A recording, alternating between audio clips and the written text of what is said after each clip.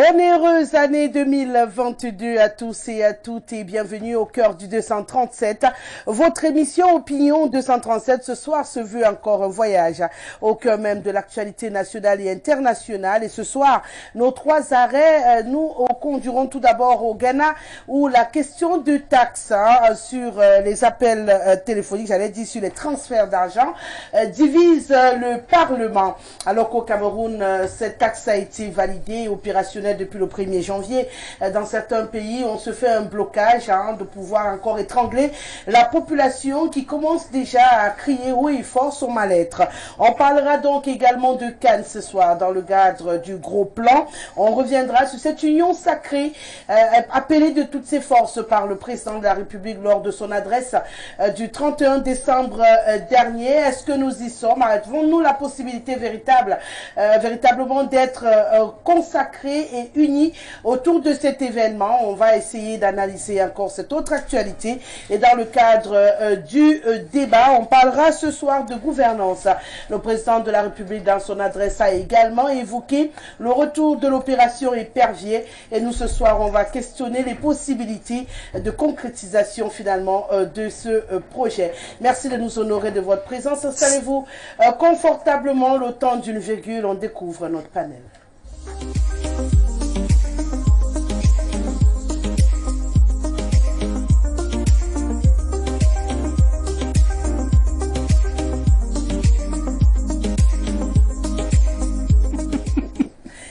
« 99 13 50 75 » c'est le code d'accès par lequel vous pouvez vous connecter à nous. N'hésitez pas à vous servir de ce numéro de téléphone par SMS et par WhatsApp. Si vous êtes hors du pays, l'indice 237 justement vous est consacré.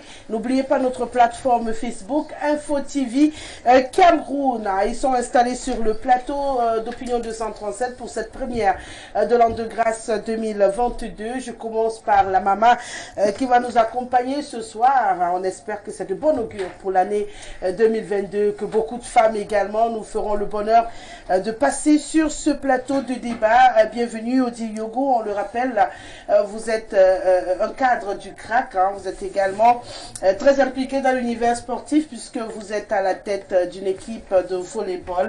On parle bien sûr de TGV, j'espère que ce tour-ci c'est bon. Oui, c'était TGV Macaque. TGV Macaque. Bienvenue, Madame Odile Yogo. Bonsoir, Rosalie, et bonne année, Rosalie. Que cette année apporte à Rosalie et à toute la maison plein de bonheur, beaucoup de bénédictions aussi. Et puis, à tous les téléspectateurs qui nous regardent, je souhaite le meilleur à chacun des téléspectateurs. Et on ne va pas manquer déroger à la règle. C'est vrai que j'arrive comme ça directement de Macaque. Je souriais parce que j'ai passé une soirée longue nuit, tout simplement parce que j'ai un petit groupe à Macaque qui me suivent et ils avaient un débat très philosophique sur la phrase « qui s'y frotte s'y pique ». Alors on a passé la nuit à discuter sur qui s'y frotte s'y pique. Ils se reconnaissent, je leur dis bonjour. Je ne dérogerai pas la règle des oubliés de la République. Rosalie, quand je partais jeudi à Macaque, je suis passé par le lycée bilingue. Il était, je crois, 15h, 16h. Et j'ai été choqué de voir qu'on était en train de casser des habitations tout le long de la rue du lycée bilingue. On cassait des boutiques, parce qu'on parlait du problème de désordre public. Je ne suis pas pour le désordre public, mais venir casser des Camerounais la veille d'une fête où ils peuvent exceptionnellement vendre ou une petite bouteille de jus ou une petite brochette, je trouve que c'est très dur. Je ne suis pas contre la casse. On devrait casser beaucoup plus tôt, mais pas la veille d'une fête, parce que c'est là où tout le monde espère faire une petite affaire. Et ça, cela m'a vraiment choqué. Je dis, voici vraiment des oubliés de la République, parce que s'ils sont là, c'est qu'ils n'ont pas où aller. Peut-être qu'ici, ils sont installés, je vais dire injustement, mais ce n'est pas un 30 décembre qu'on casse des commerçants quelque part. Et ça m'a choqué. Vraiment, quand je suis passé par là, j'ai vu cette scène, j'ai dit, ah, c'est dommage de faire ça à des êtres humains la veille d'une fête. Mais on va me dire que la canne arrive, il faut que la ville soit belle, il faut que tout soit bien. Et puis bon, ils ont raison de faire ça. Mais j'ai dit, j'ai eu mal à la place de ces gens-là. J'ai eu mal à la place de ces gens. Ça m'a fait vraiment mal.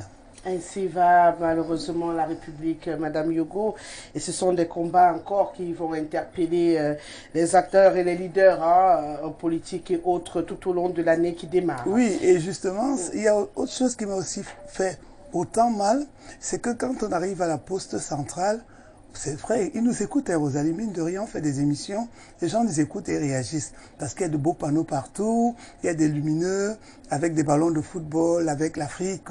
Vraiment, la ville est en train, je veux dire déjà, Yaoundé est en train d'épouser la CAN. Et ça c'est visible. Mais ce qui m'a rendu triste, c'est de voir la cathédrale Notre-Dame des Victoires qui est dans le noir. Un endroit aussi éclairé, on ne voit pas la cathédrale. C'est comme si on nous disait... Notre-Dame à Paris était dans l'obscurité alors que c'est un symbole de la ville. Moi, je veux bien qu'on dise que l'archevêque fait une grande messe à la basilique, mais la mère quand même des cathédrales qui est celle de Notre-Dame, on pourrait mettre ne serait-ce qu'un lampadaire ou alors un néon qui coûte 1500 francs. Vraiment, ça c'est aussi un de mes coups de gueule de ce soir. Parce que quand je suis encore passé là aujourd'hui, l'autre jour il y avait un concert, on n'entendait que des voix dans la nuit, mais on ne voyait pas les choristes. Et ça faisait mal. Et ce soir encore, je suis passé devant, cette cathédrale est dans l'obscurité, alors que c'est elle qui représente quelque chose. Ce serait tellement beau de l'éclairer en période de fête.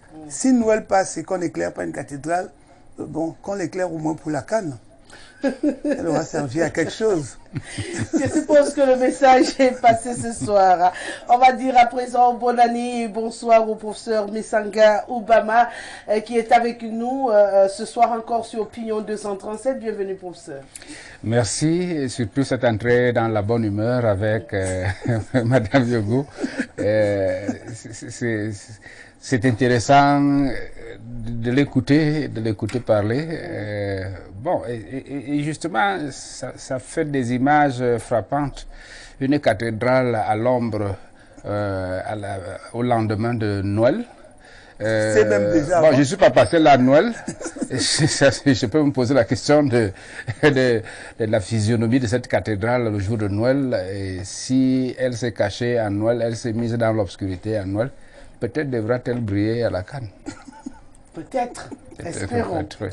Et pour compléter ce panel ce soir, on va dire bonsoir et bonne année à M. Didonetti. Il est cadre social-démocratique Front. Il nous fait le bonheur de démarrer cette année sur le plateau d'Opinion 237. Bonne année, Tia, welcome. Thank you, Madame Rosalie. It's a pleasure for me to be here on this maiden program. In this new year, I want to use this opportunity to wish you, though with mixed feelings, a happy new year, and once more my condolences for the loss of your dear mother. Thank you. I also want to use this opportunity to wish a happy new year to the great family of the SDF, especially the national chairman, His Excellency Nijon Frundi, to wish Cameroonians and the sympathizers of the SDF a happy new year. And also to say that the stakes are high this 2022, and the SDF is consistent in its logic, taking its responsibility. That said, I would like to gravitate towards the take-off point of our mother, which I am happy to be sharing the panel with her today. She took the floor at first to do what mothers know how to do, to be able to actually bring out the situation as it is. I want to add to what Mama said, to say that it is the consequence of administrative tolerance and corruption. Because when you want to look at it, those people that their stores are being broken today have been there, and they have probably been paying taxes to the very government, who knows that they are not supposed to be there. It is common knowledge that people do not respect the law because of the virtue of the law, but they respect the law because of the fear of sanction. And the government is given such power to plan in a proactive manner and not in a reactive manner. If the city is planned and they know that people are not supposed to be here, sometimes people stay where they are because of difficulty. But before they come there, the government has the means to make sure that people do not stay in such areas.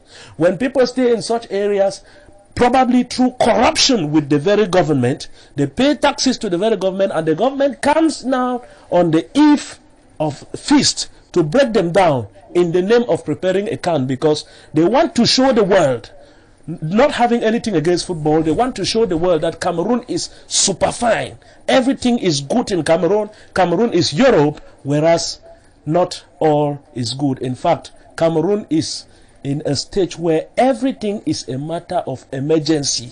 That is why you always hear plan d'urgence, plan d'urgence, plan d'urgence. Nothing is going normal in Cameroon, and they should stop deceiving people.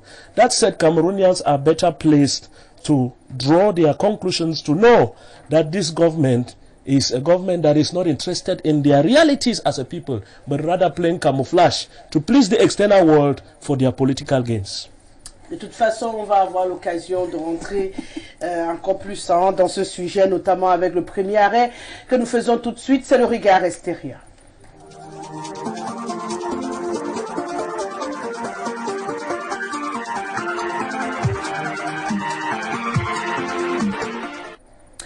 Depuis donc l'annonce, on va même dire depuis qu'elle a été dévoilée dans le budget 2022 par le ministre des Finances ghanéen le 17 novembre dernier, Lévy est combattu aussi bien par les acteurs du secteur politique que par les acteurs du secteur des télécoms. Bon entendu, tous redoutent un impact négatif sur le marché pour eux en plein essor des paiements par voie électronique. On rappelle que du côté du Ghana, la taxe s'élève à 1,75%. Cette taxe sur les paiements en ligne qui, en principe, devrait également être implémentée pour débuter en début janvier. Mais cette information a déclenché un remous total au niveau de l'Assemblée nationale lorsqu'on a voulu valider. Résultat, c'est cette vidéo que nous avons. Le temps d'y jeter un coup d'œil et on revient sur le plateau pour entrer dans le sujet. En fin de journée lundi, une bagarre a éclaté au Parlement ghanéen.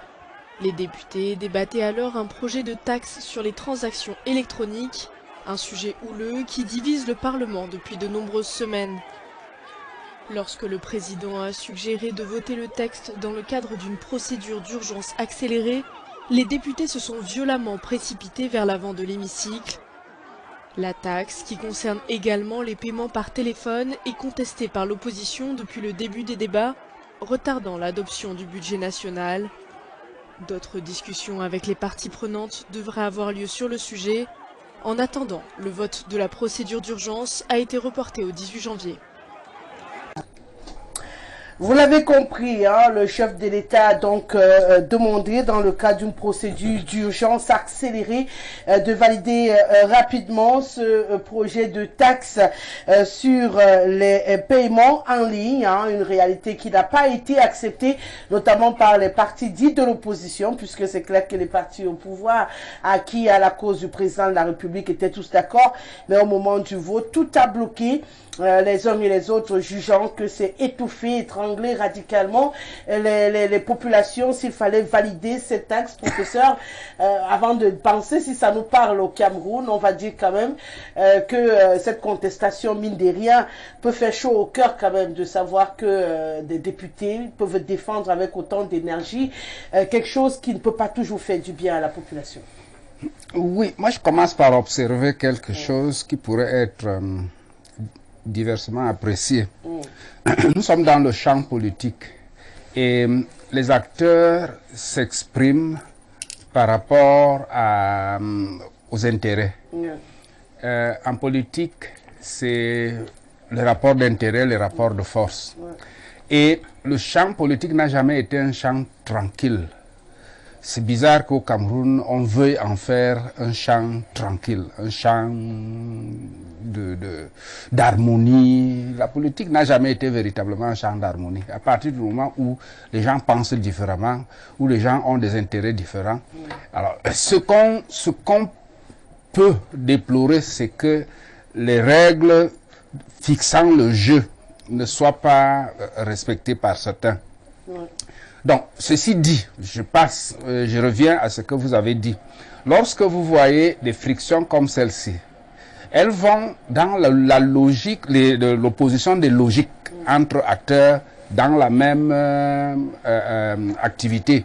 Ils sont au Parlement, ils sont tous des députés, tous votés par des citoyens pour défendre leurs intérêts. Mais il peut arriver à un moment donné que les intérêts des uns s'opposent à ceux des autres. Bien, lorsque cela arrive, les gens s'expriment et puis après, ils doivent passer aux solutions. Bon, donc ici, le problème en débat est un problème qui touche à la vie de tout le monde et sur deux aspects particuliers. Un, il y a un impact direct sur les opérations financières qui s'effectuent depuis un certain temps. Nous le voyons au Cameroun. Les transactions par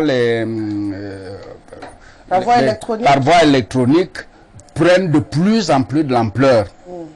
Et lorsque vous écoutez les échos qui viennent du Rwanda, d'un pays comme le Rwanda, cette tendance est en train d'aller vers une autre logique futuriste, c'est-à-dire comment gérer même l'économie par rapport aux opportunités des technologies de l'information et de la communication.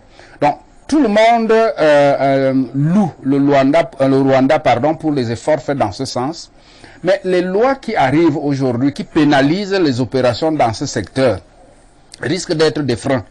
C'est comme si on voulait qu'on rentre vers la manipulation de la monnaie, le transport physique de la monnaie, de poche en poche, de sac en sac, avec tout ce que nous savons, que nous vivons là-dessus. Ce matin, je suis parti de chez moi sans une pièce. Mais arrivé en route, là, j'ai pris mon argent de taxi à partir de mon téléphone. Vous voyez comment ça peut se gérer facilement. Mais si maintenant on doit renchérir ces opérations, c'est la reculade. Donc, lorsque je regarde une scène comme celle-ci, je me dis, voilà des gens parfois qui sont prospectifs dans la réflexion, qui peuvent voir la limitation d'un mouvement qui doit être même encouragé. Je crois même qu'on aurait dû, à la limite, voir comment alléger même les opérations, les transactions dans ce sens. Mais les pénaliser pose un gros problème. Le troisième aspect que je vais évoquer, c'est ce mouvement systémique de l'Afrique. Dès que ça commence dans un pays, on ne sait pas comment ça se passe pour que ça devienne une chaîne, comme si l'Afrique réfléchissait en même temps, au même moment, de la même manière, et ça me fait peur. Ça me fait peur parce que on se pose des questions sur la capacité individuelle des États à réfléchir de manière autonome. Tout se passe comme s'il y a une dictée qui vient et qui met tout le monde en mouvement. Bien, à peine on parlait de cela au Cameroun, que bon, on a déjà un problème au Ghana et je peux jurer que d'ici très peu, on entendra que bon, bientôt c'est la Côte d'Ivoire, c'est le Togo, c'est je sais pas, le Gabon, la Centrafrique qui vont suivre. Alors, ça aussi, ça m'inquiète.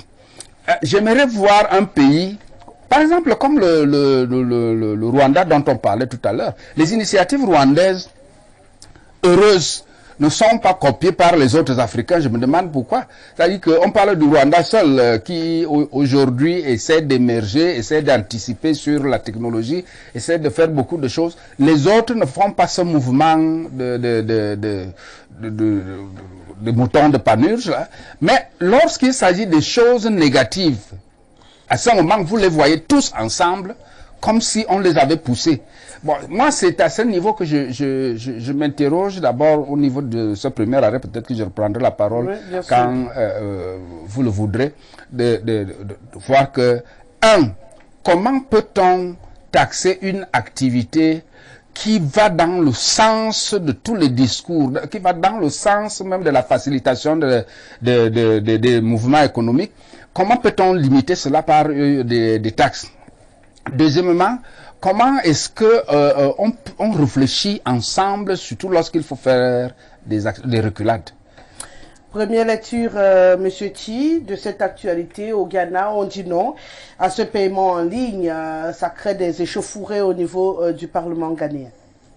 Well, I think that it is a policy that is targeting the common man in Ghana.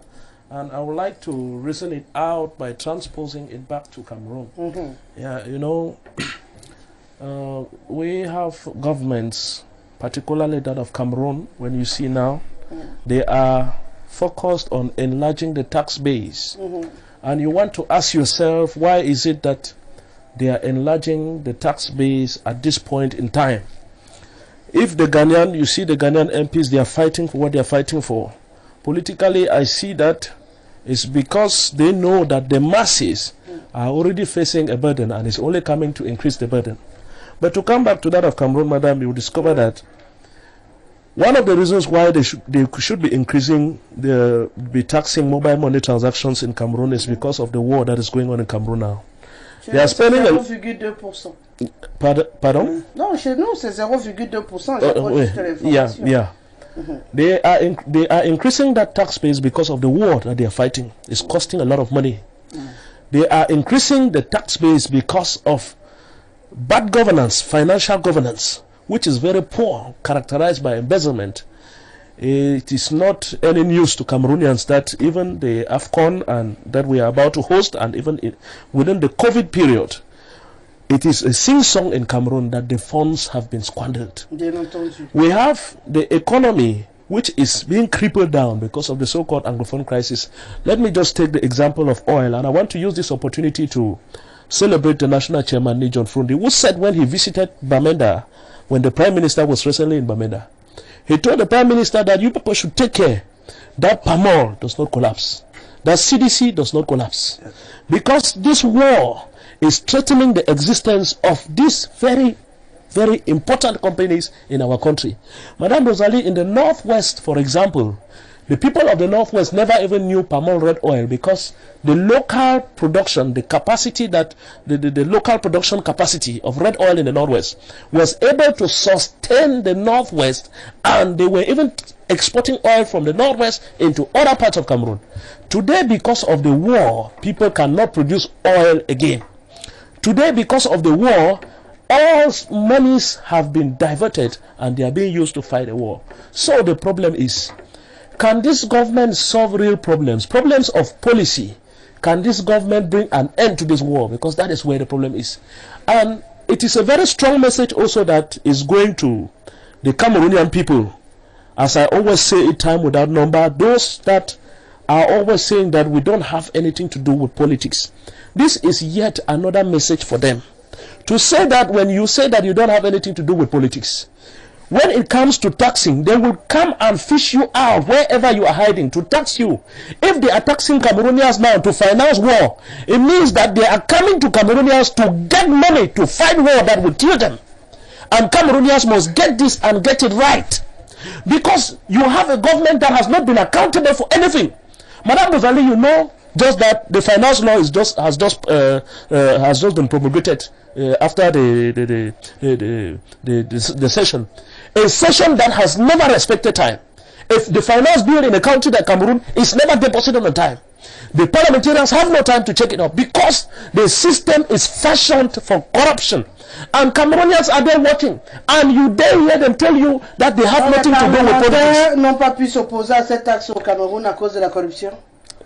Ils auraient pu aussi faire le bruit comme au Ghana aussi, hein, ne serait-ce que pour le plaisir de nos yeux. Je pense que ça aurait fait croire qu'à well, I want to say that coming from the SDF, the fronts are many, you know. Within this session, we had so many things at stake. One thing that has always been at the center of our agenda was to make sure that the so-called Anglophone problem, the so-called Anglophone problem comes to the floor of Parliament. We struggled and struggled, and it came in a kind of way that they were looking at reconstruction, but it was yet an opportunity for parliamentarians to say their minds with respect to the so-called Anglophone problem. The fronts were many with the CAN gate and COVID gate.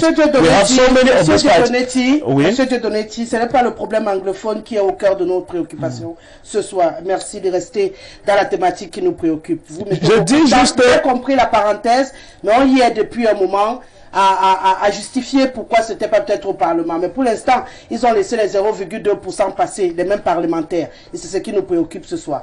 On va poursuivre avec vous, Madame Yogo. sur cette même réalité. Hein. Il a fait la comparaison entre notre Parlement au Cameroun et celui du Ghana où ils ont bougé, même si lui s'est attardé sur la résolution de la crise anglophone qui n'est pas notre préoccupation ce soir. On reste sur le fait que 1,75% au Ghana est en train d'être refusé, pourtant au Cameroun, 0,2% ont été validés et aujourd'hui appliqués depuis le premier.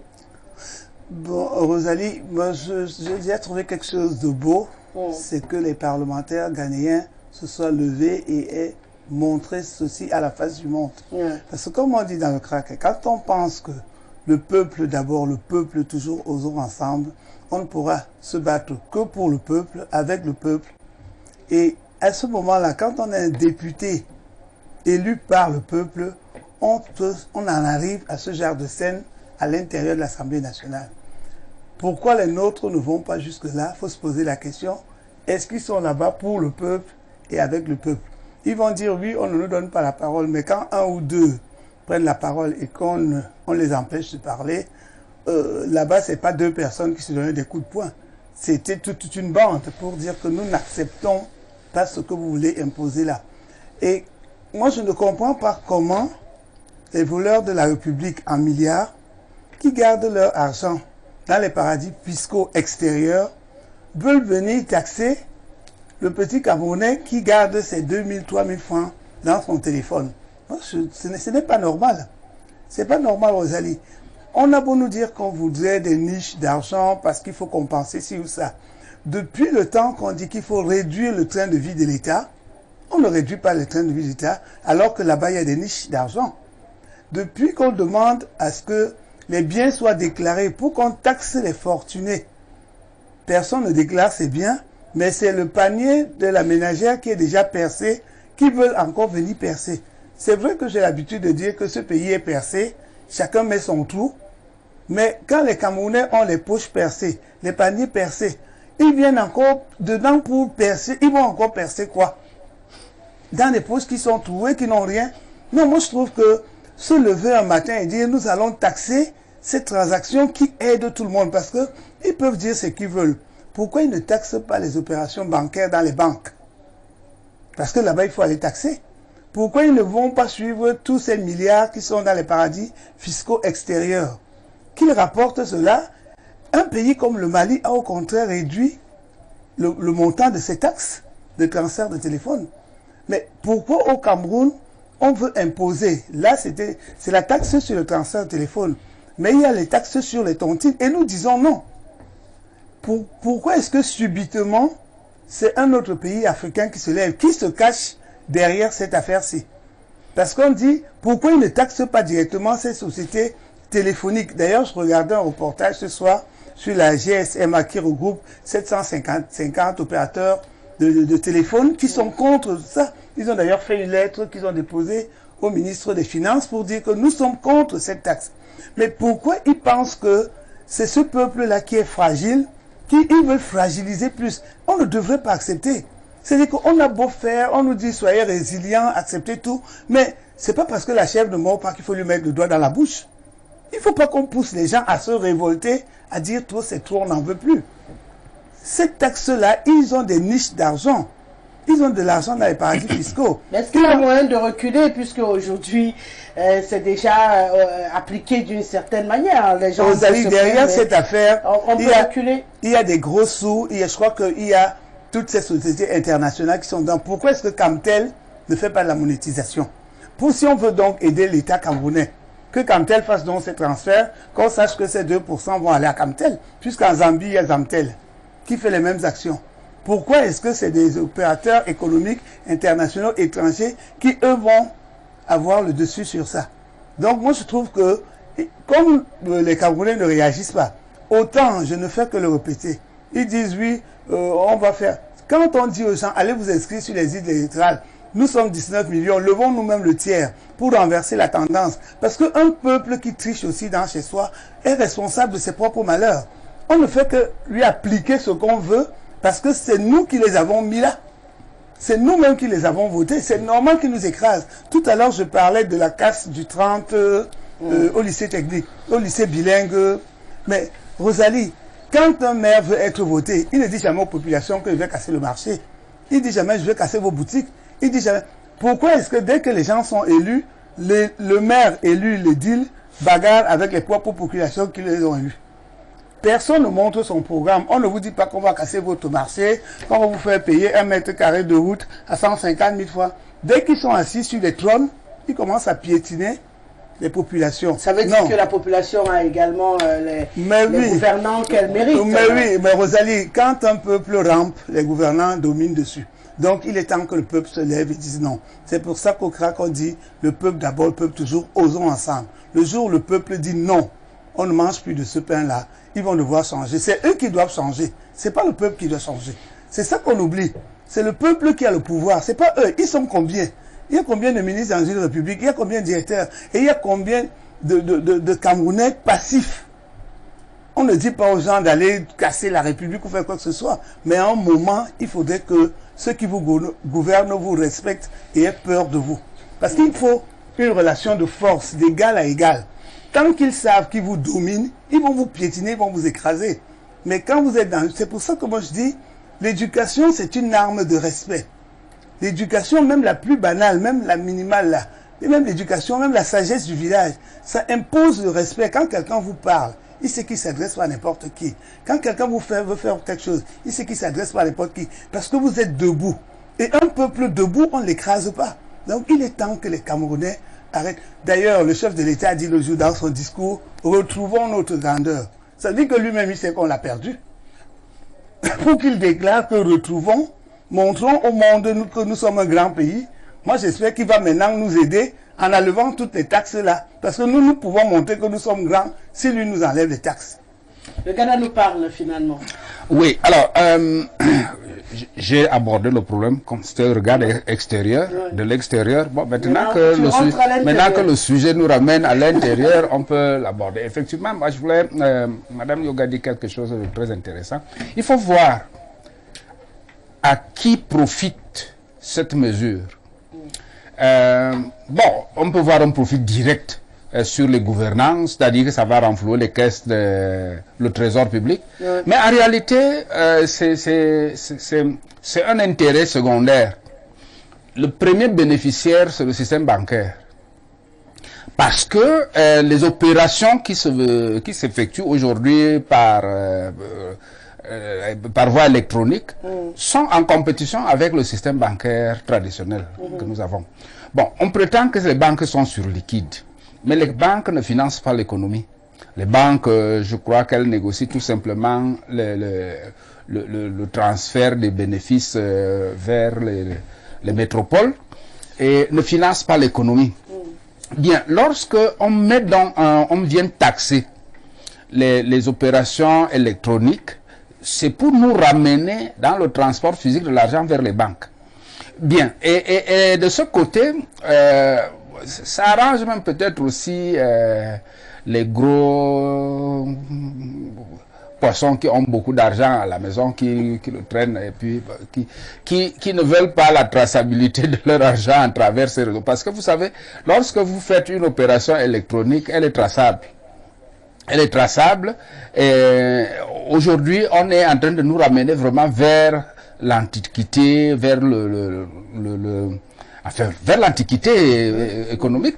Or, il faut évoluer. Alors, lorsqu'on a dit ça, on comprend que le système ghanéen ne peut pas être comparé au système camerounais. Nous savons, c'est le système anglo-saxon, anglophone, si vous voulez, et le système francophone. Donc, le système issu de l'indirect rule, où les gens ont appris à se prendre en charge, à s'assumer depuis l'époque coloniale, et un système de musellement que nous avons connu depuis l'époque coloniale jusqu'à maintenant. Parce que nous avons connu deux formes de dictature. Il y a une dictature militaire qui a été, depuis l'émergence de l'UPC dans le cas du Cameroun, jusqu'à après indépendance, c'était une dictature brutale militaire. Bon, à cela, on est passé à une autre plus souple, mais plus pernicieuse encore, la dictature de la misère.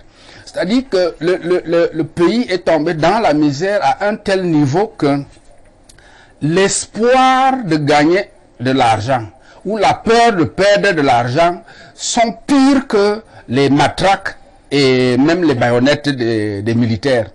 Parce qu'on vous tient par votre nombril. Et à ce moment-là, vous ne bougez pas le petit doigt. Et que qu'est-ce qui fait que un peuple comme le Cameroun soit si amorphe? À tel enseigne que même quand un autre veut même oser, c'est sur lui qu'on tire. Pas sur celui qui vous matraque, mais c'est sur celui qui ose dire que bon, je ne veux pas. C'est parce qu'il y a toujours l'espoir que si je bouge, est-ce qu'on va m'enlever le peu que j'ai? Ou bien, est-ce qu'il est possible qu'on me donne? Hein, si je bouge là, si je reste tranquille, l'espoir qu'on peut me donner fait que tout le monde reste au garde à vous. Et je dis, c'est l'une des pires dictatures qui peut s'exprimer sur un homme. Lorsque vous avez peur de vous afficher, de vous assumer parce que vous n'êtes pas sûr de votre survie. Non pas parce qu'on va vous mettre en prison, non pas parce qu'on va vous tuer en tirant sur vous, mais parce qu'on va vous affamer. Et à partir de cet instant, on retrouve dans ce qu'on voit aujourd'hui. Vous avez dit, bon, au Parlement, c'est passé comme lettre à la poste, on n'a même pas senti la secousse. On n'a même pas senti la secousse parce qu'il n'y en a pas eu. Cette mesure est passée comme une mesure normale, mais je crois que celui qui, s'il y avait eu quelqu'un pour tenter de s'opposer, je crois que ce sont ses camarades députés qui... Ils ne se sont pas opposés, puisque après moi j'ai dit que si quelqu'un avait tenté... Sur ce plateau, ils ont dit qu'ils voulaient me expliquer. J'ai dit que si quelqu'un avait voulu tenter, ce sont ses camarades députés qui l'auraient assommé. Pour lui dire que, bon, on allait dire qu'il apporte le désordre, parce que les catégories que nous convoquons toujours sont des catégories des dictatures. C'est-à-dire, lorsque la préoccupation de l'ordre est très forte, c'est que la liberté n'a pas beaucoup de place. Donc, vous allez voir donc, celui qui osait même poser la question, on allait le huer. Mais professeur, est-ce que c'est la préoccupation de l'ordre ou bien c'est la préoccupation du ventre? C'est tout ça. Je vous dis que c'est l'ordre du ventre. Voilà, l'ordre du ventre. L'ordre serait encore la justice, mais le ventre, c'est la gourmandise. Attention, vous savez, ce que l'on peut même qualifier de désordre peut être normal. Je vais vous prendre un exemple très simple. Il y a une phobie dans ce pays de ce qu'on appelle marche. Ouais. Bon, moi je me suis souvent imaginé, je ne suis pas très intelligent, mais je n'arrive pas à comprendre pourquoi on a trop peur des marches que je vois par ailleurs dans d'autres pays et qui ne perturbent pas le pays, qui ne font pas tomber des présidents de la République, qui ne font même pas tomber un ministre. Les gens marchent comme une modalité d'expression. Ce qu'on redoute, c'est peut-être que des marcheurs cassent. Et à ce moment-là, il y a un outil, un instrument que l'État a à sa disposition, c'est-à-dire la police. Lorsque les gens marchent, on les encadre. S'ils débordent, à ce moment-là, ils tombent sur le coup de la loi de ce qui est réprimé, c'est-à-dire qu'ils ne doivent pas casser, parce qu'ils n'ont pas dit qu'ils allaient casser. Bon, mais on vous soupçonne avant d'avoir marché, avant d'avoir été en route, que le simple fait de dire que vous allez marcher là est une intention de désordre, est une intention de casse, que les gens qui vont essayer de marcher là essayent. Est-ce qu'on peut vivre? C'est-à-dire, la démocratie, ça ne s'accommode pas aussi d'une peur aussi forte de l'expression de l'autre, de l'expression de la différence, de l'expression de la contradiction. Donc, en d'autres termes, pour sortir, je voulais dire... Le Ghana ne peut pas être le Cameroun. Le Ghana ne peut pas être le Cameroun et le Cameroun ne sera pas le Ghana. Ça, c'est clair. Donc, le Cameroun, c'est le garde à vous. On salue, ça passe. Et ailleurs, les gens peuvent dire non. Mais Rosalie... Mais dire non au Cameroun, c'est un crime. D'accord. Si vous dites non au Cameroun, c'est que c'est un crime. Rosalie, il faudrait signaler quand même qu'il y a eu un recul, une reculade même, je peux dire, par rapport à une décision qui devait se faire sur le téléphone. Ouais. Le président n'a pas promulgué. Hein. Donc, nous n'avons pas encore perdu cette bataille pour dire qu'elle est perdue. Ce n'est pas parce que les gens avaient manifesté. Les gens n'avaient pas manifesté. Non, mais je voudrais dire que à partir du moment où ils nous regardent, ils nous écoutent, sur ce plateau, nous avons émis plusieurs idées qui sont passées. Cela montre que les gens nous écoutent. Quand on émettait sur ce plateau que, au lieu de dire qu'on nous enlève la canne, que le génie militaire aille finir au Lembe, ils ont écouté, le génie militaire est parti. Et d'ailleurs, j'ai encore lu aujourd'hui que le génie militaire s'est engagé à aller reconstruire le Nozo. Ça veut dire que quand on vient sur ces plateaux, même si nous sommes de l'école Soulard, nous pouvons dire quelque chose qui intéresse et qui va changer les choses. Mais moi, je voudrais dire par rapport à ces taxes, que comme ils veulent tout taxer, nous allons retourner comme à l'époque ancienne, où on allait s'aligner à la sonnelle. Parce que quand on prenait notre facture, on allait à la sonnelle, on payait de main en main, on ne nous taxait rien. Parce qu'on a l'impression que les taxes, là, c'est seulement parce que nous envoyons de l'argent à notre maman au village, à nos enfants. Mais sachez que payer la facture de Néo, payer Canal+, tout ça va être augmenté. Tout paiement qui sera fait de façon électronique, ça veut dire que est-ce qu'eux-mêmes ne veulent pas tuer le système électronique pour renflouer les banques? Mais quand ils vont renflouer les banques, Rosalie, les voleurs de la République vont encore aller voler dans les banques là. C'est pour ça qu'on va commencer dans un marché avec nos sacs de Mbandjok, avec l'argent en main. Ils veulent nous amener à ça. Puisque vous mettez à la banque, ils volent. Vous mettez dans le téléphone, ils volent. On va commencer à marcher avec les pantalons qui ont 12 poches. Ce sera comme ça. Ça s'appelle la solution, M. Ti, pour chaque poche pour payer quelque chose. Cette taxe qui apparemment n'a pas été contrée au Cameroun, il le dit le professeur Messanga Obama. Au Ghana, c'est les British, ils ont dit non, le combat c'est logique. Au Cameroun, nous on a appris à encaisser, on est tellement résilient qu'on encaisse toujours. Et aujourd'hui, on a une taxe qui nous cause préjudice. Hein. Jusqu'à présent, personnellement, j'ai du mal à comprendre à combien je dois transférer désormais. Et c'est pas partout, hein. Il faut signaler. J'ai eu un technicien qui m'a dit ce soir, maman, je préfère prendre la moto, venir prendre mon argent à main propre pour tes programmes des obsèques. Et je lui dis, mais pourquoi? Je peux te faire le transfert d'argent? Il me dit non. Comme ils veulent nous augmenter, je préfère démarrer ma moto et venir prendre l'argent à main propre, on ne va plus faire des transactions. C'est peut-être la solution? Ou ça peut aider, ou ce sera quelque chose, ce sera peine perdue, parce que dans un monde où ça va vite aujourd'hui, combien de personnes accepteront de marcher avec les Mbandjok d'argent aussi là. Well, before I say my own point, whether it is the solution or not, I just want to once more salute the action of those MPs in Ghana, and also want to remind the televiewers, just like Prof, that their memory is not short. To know that since 1997 that the SDF has been in parliament, the SDF has almost been the sole party that has made Cameroonians even feel that there is a parliament.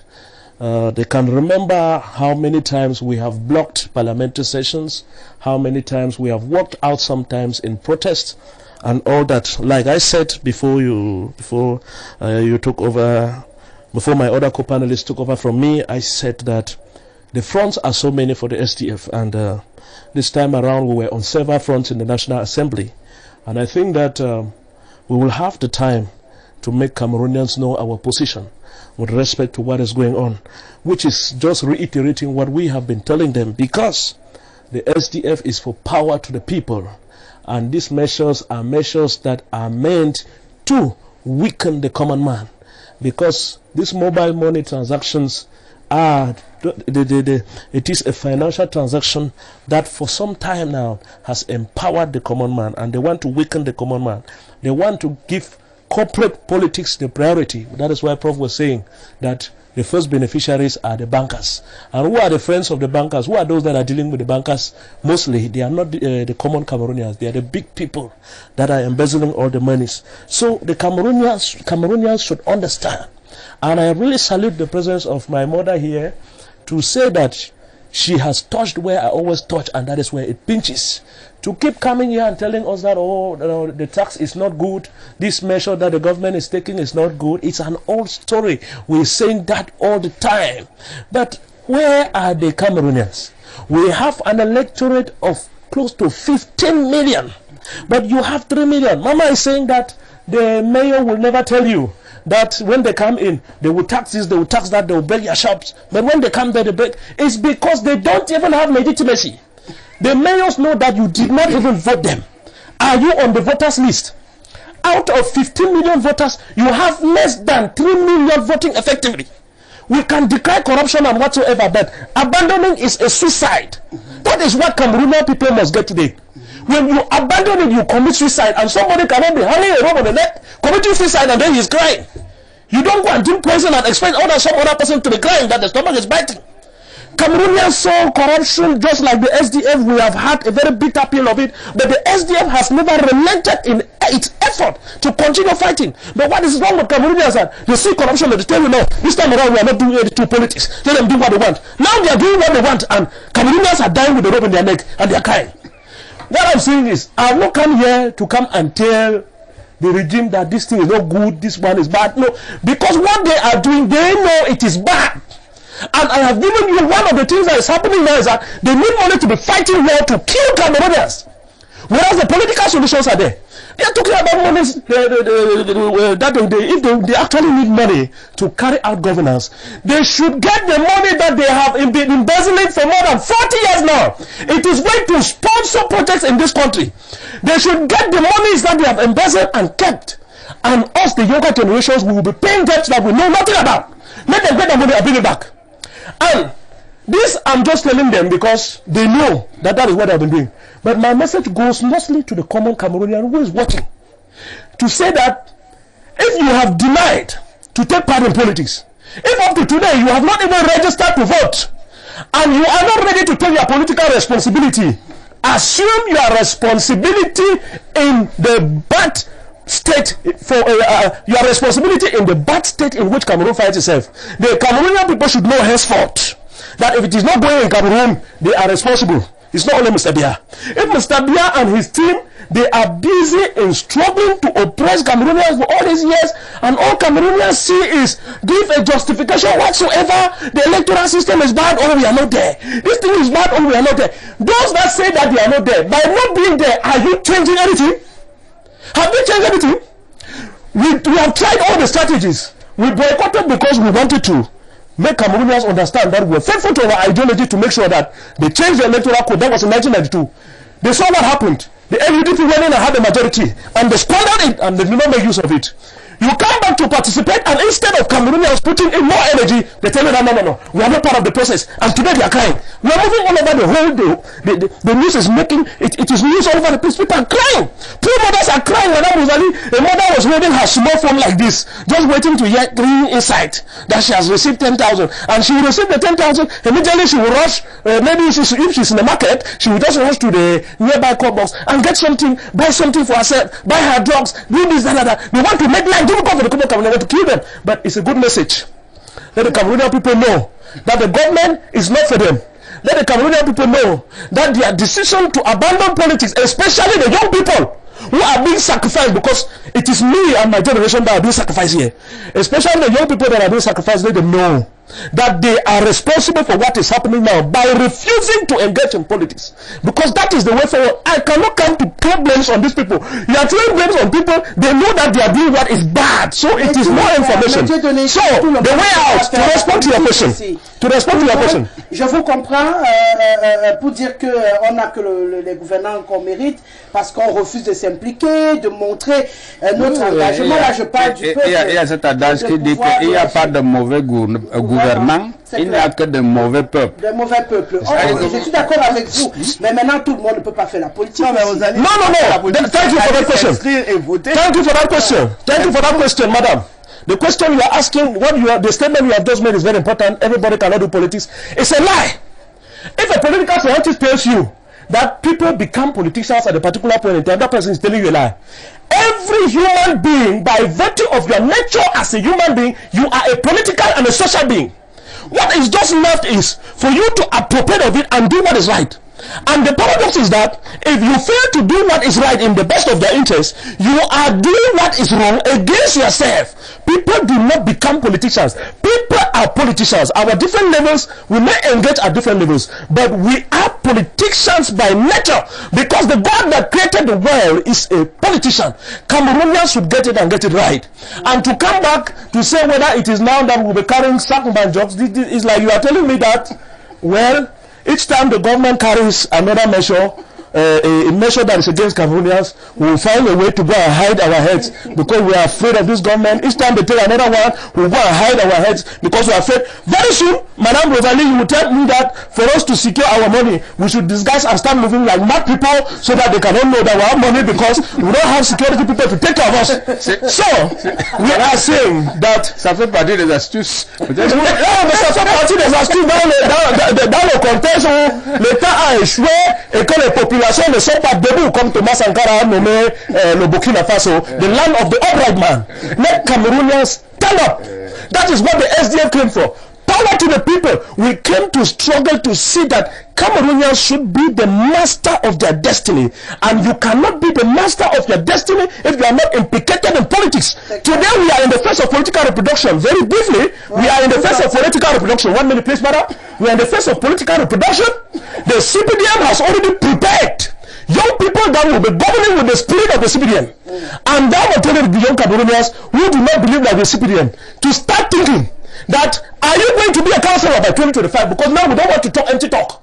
Do you want to be a councillor by 2025? You make the decision now. You have to be a voter by 2025. You make sure that we swell the voters list. Between now and 2023, we should have at least 50 million voters. You make the decision to be a councillor. You make the decision to be a parliamentarian. I want to be talking in next some few years in parliament or where it matters, not just here. Because we keep making this noise and complaining in the quarters, it's not changing anything. When you blame somebody who is killing you, that person is happy killing you. So when you are crying that he is killing you, he says he is succeeding. This government is busy wanting to stand Cameroonians, and Cameroonians are crying. The government is happy that they are succeeding, and the only thing you can do is to cry. But I'm saying that this rope that is on our neck, we put it by thinking that abandoning was an option, but abandoning is a suicide. D'accord. Oh, vous voulez rajouter quelque chose? On peut faire parler les téléspectateurs. Non, mais je voulais renforcer ce qu'il dit, c'est-à-dire que quand des gens refusent d'aller s'inscrire sur des listes erronées, d'aller voter, bon, nous qui nous disons parti d'opposition, nous vantons bien que nous avons le peuple avec nous. Et si sur 25 millions de Camerounais, il n'y a que 4 millions qui votent, nous sommes donc censés avoir 21 millions. Mais pourquoi nous ne gagnons pas? Ça veut dire que ces gens sont couchés chez eux et attendent que non, la maman du peuple, elle va aller se faire rouler par terre, on va la tabasser, on va la tirer dans la jambe, elle va se battre pour nous. Et ce qu'ils oublient, c'est que quand les gens se battent même comme leader politique, le palais ne fait entrer qu'une personne, hein, et pas vous. Et c'est cette personne qui entre qui devrait changer votre vie. Donc quand vous faites le mauvais choix de la personne, vous allez prendre la personne qui ne va pas changer votre vie et qui va changer sa propre vie. Donc moi je crois que nous sommes tous responsables de ce que nous vivons. Nous ne pouvons pas nous vanter d'être beaucoup plus nombreux que les gouvernants et que le peuple qui est censé être avec nous ne se lève pas pour nous voter. Il y a problème. Moi je l'ai dit au niveau du CRAC. On dit oui, c'est le parti des agriculteurs et des éleveurs. Normalement le CRAC devait gagner dans toutes les zones rurales. Mais on a bien vu que ce n'est pas le cas. Donc un peuple qui triche dans ses choix, il est responsable aussi de ses propres malheurs. Ouais. Moi, je continue de le dire. Et quand c'est dans un pays percé comme celui-ci, chacun met son tour. Oui, oui, je voulais insister sur le fait qu'il n'y a pas une catégorie d'hommes qui soit apolitique. L'homme est un animal social, donc un animal politique. Donc, de ce fait, tout humain a le devoir et même l'obligation d'un engagement politique. Alors, faire obligatoirement la politique ne veut pas dire forcément être opposant, mais assumer ses choix. C'est-à-dire que si vous trouvez que les gouvernants sont bons, assumez votre choix, allez les voter pour les légitimer. Bon, si vous estimez que bon, ils ne répondent plus à vos aspirations, allez aussi leur dire que vous n'êtes pas d'accord et ce n'est que par là. Tant que les gouvernants n'auront pas peur du peuple, ils feront tout ce qu'ils veulent. Il faut que les gouvernants sachent que c'est le peuple qui les met à la place de la gouvernance et que c'est les peuples qui peuvent sanctionner.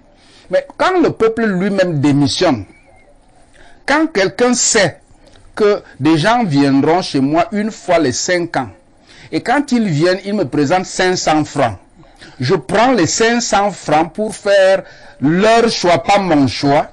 Mais c'est que je me suis compromis pendant 5 ans pour 500 francs. Mais qu'est-ce que je peux résoudre avec 500 francs? À 5 ans, même en 5 minutes. Même à 5 minutes, parce que qu'est-ce qu'ils vont faire avec les 500 francs? Encore que tous n'ont pas 500 francs. Moi, j'ai vécu les scènes politiques. C'est-à-dire, on vous les jette. On jette les 500 francs. Expression du mépris. Alors, les gens vont aller tomber sur les 500 francs. Les vieilles personnes, même quand elle a réussi même à attraper le billet de 500, le jeune va arracher ça. Il ne lui restera que les écorchures aux genoux et aux coudes. Bon, donc, quand la vieille personne va rentrer à la maison, on va lui dire que, bon, vous voyez, c'est des gens là qui donnent de l'argent. L'espoir que la prochaine fois, elle va encore avoir ces 500 francs là, qu'elle a perdu aujourd'hui, elle va aller voter. Donc, alors, quand vous trouvez donc des gens qui sont déjà... Et je vous ai dit que la dictature de la misère est pire que toutes les dictatures militaires.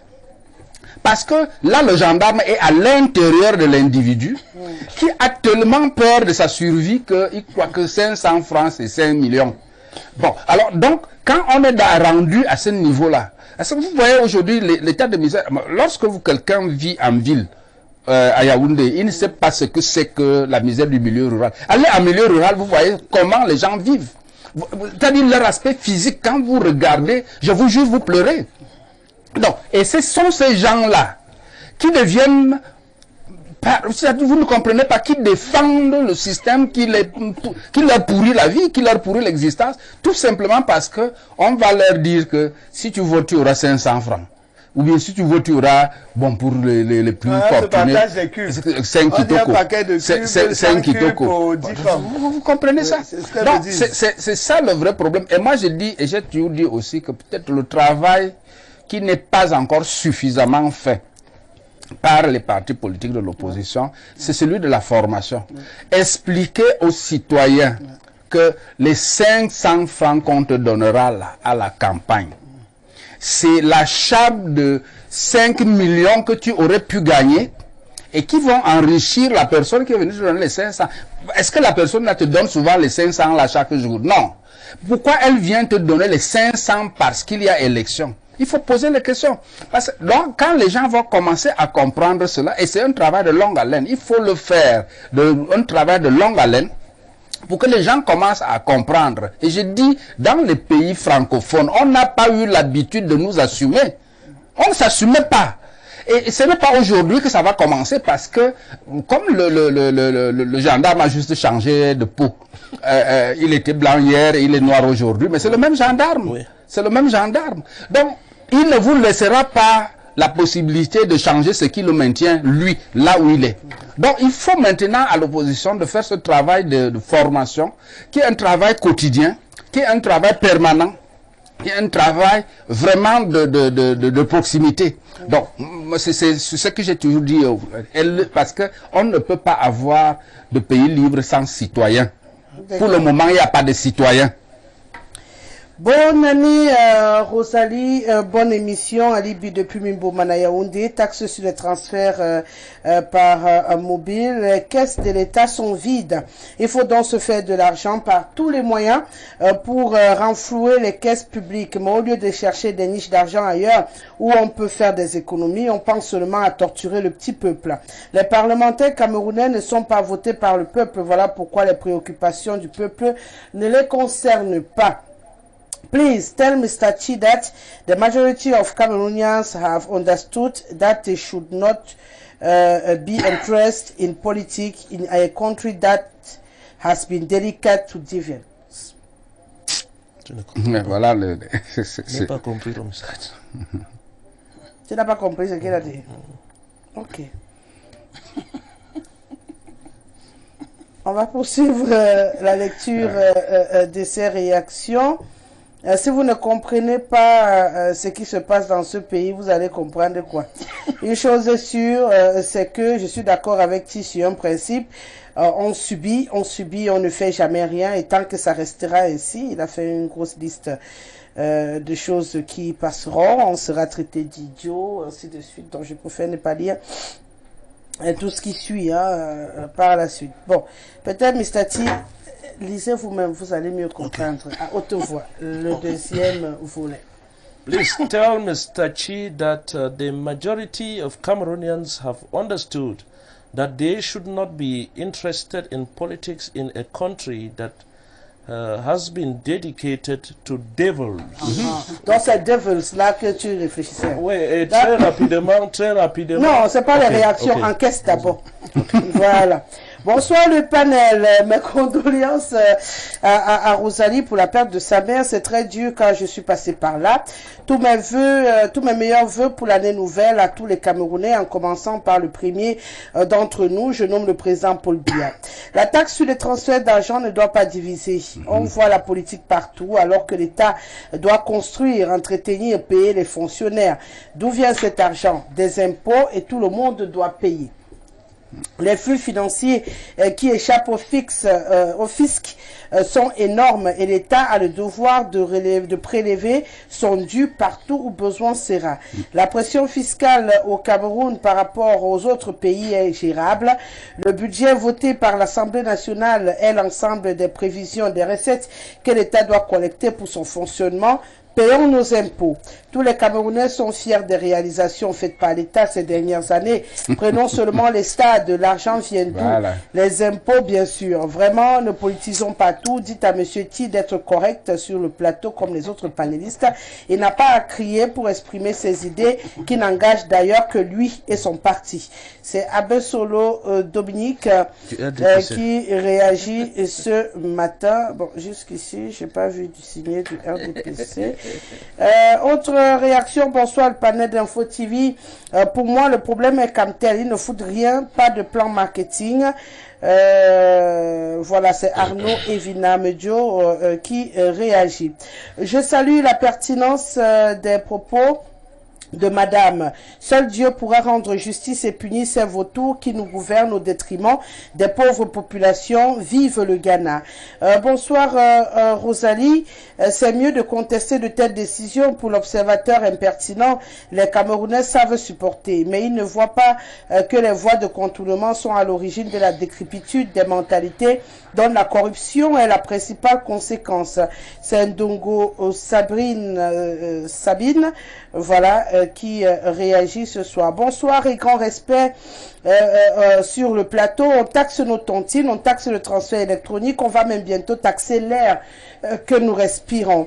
Quel est ce pays? Nos députés sont des marionnettes, on les tourne comme le couscous. Bravo aux députés ghanéens, mais veut les meilleurs, c'est Achilemi depuis Fongoudron, stade de Sikam à Douala. Autre réaction, bonsoir au studio, on va retirer tous nos argents. C'est pas le peuple qui doit payer les dettes du gouvernement. Il faudrait que le gouvernement comprenne que leur prochain mandat, ils vont partir. Nous sommes fatigués. Bonsoir le panel, merci pour la conscientisation des masques. Clin d'œil au professeur Messanga Sengoamba depuis Yaoundé. Ouais, je viens d'apprendre la mort de maman, mes condoléances. Merci monsieur Achille, c'est depuis quelques semaines déjà, puisqu'on va passer à l'animation ce week-end. Donc, c'est vrai, je n'en ai pas beaucoup fait écho à la télévision aussi. Ça peut s'expliquer. Bonsoir, Madame Guessele. Laissez le peuple tranquille. Ces gens s'en foutent des peuples car ils savent bien qu'ils doivent leur poste grâce à la fraude. Je souhaite qu'ils fassent pire que cela d'ailleurs, comme c'est le MRC qui subit, et les supposés suprapatriotes doivent donc cesser de pleurer. Donc, finalement, ils sont d'accord. Hein. Vous allez pleurer, oui, tu as compris. Il faut que me dise-t-elle, tu date. Bonsoir, une fois de plus mes condoléances. Pour revenir sur le sujet, il est important de rappeler aux uns et aux autres qu'on va tout nous taxer. Restons toujours assis avec les bras croisés, sans jamais rien revendiquer. Cette taxe ne devrait pas en principe passer, mais nos députés l'ont déjà validé. Espérons que le président de la République peut encore faire marche arrière pour permettre aux Camerounais de ne pas péter un câble, parce que vraiment, une fois cette canne passée, je crois qu'on va se déshabiller dans ce pays. Wow. Allez vous déshabiller. Bonsoir à tout le panel. Cette affaire de taxes, merci au Ghana de montrer l'exemple au Cameroun, même si le professeur Messanga trouve que le Ghana n'est pas le Cameroun. On gagnerait à imiter ce type d'exemple. On veut voir nos parlementaires bouger la chambre basse et la chambre haute de ce pays. On est fatigué de les voir aller s'asseoir avec les Ngandora et les costumes, applaudir, prendre l'argent, dormir à l'hôtel les députés. sans rien faire pour nous.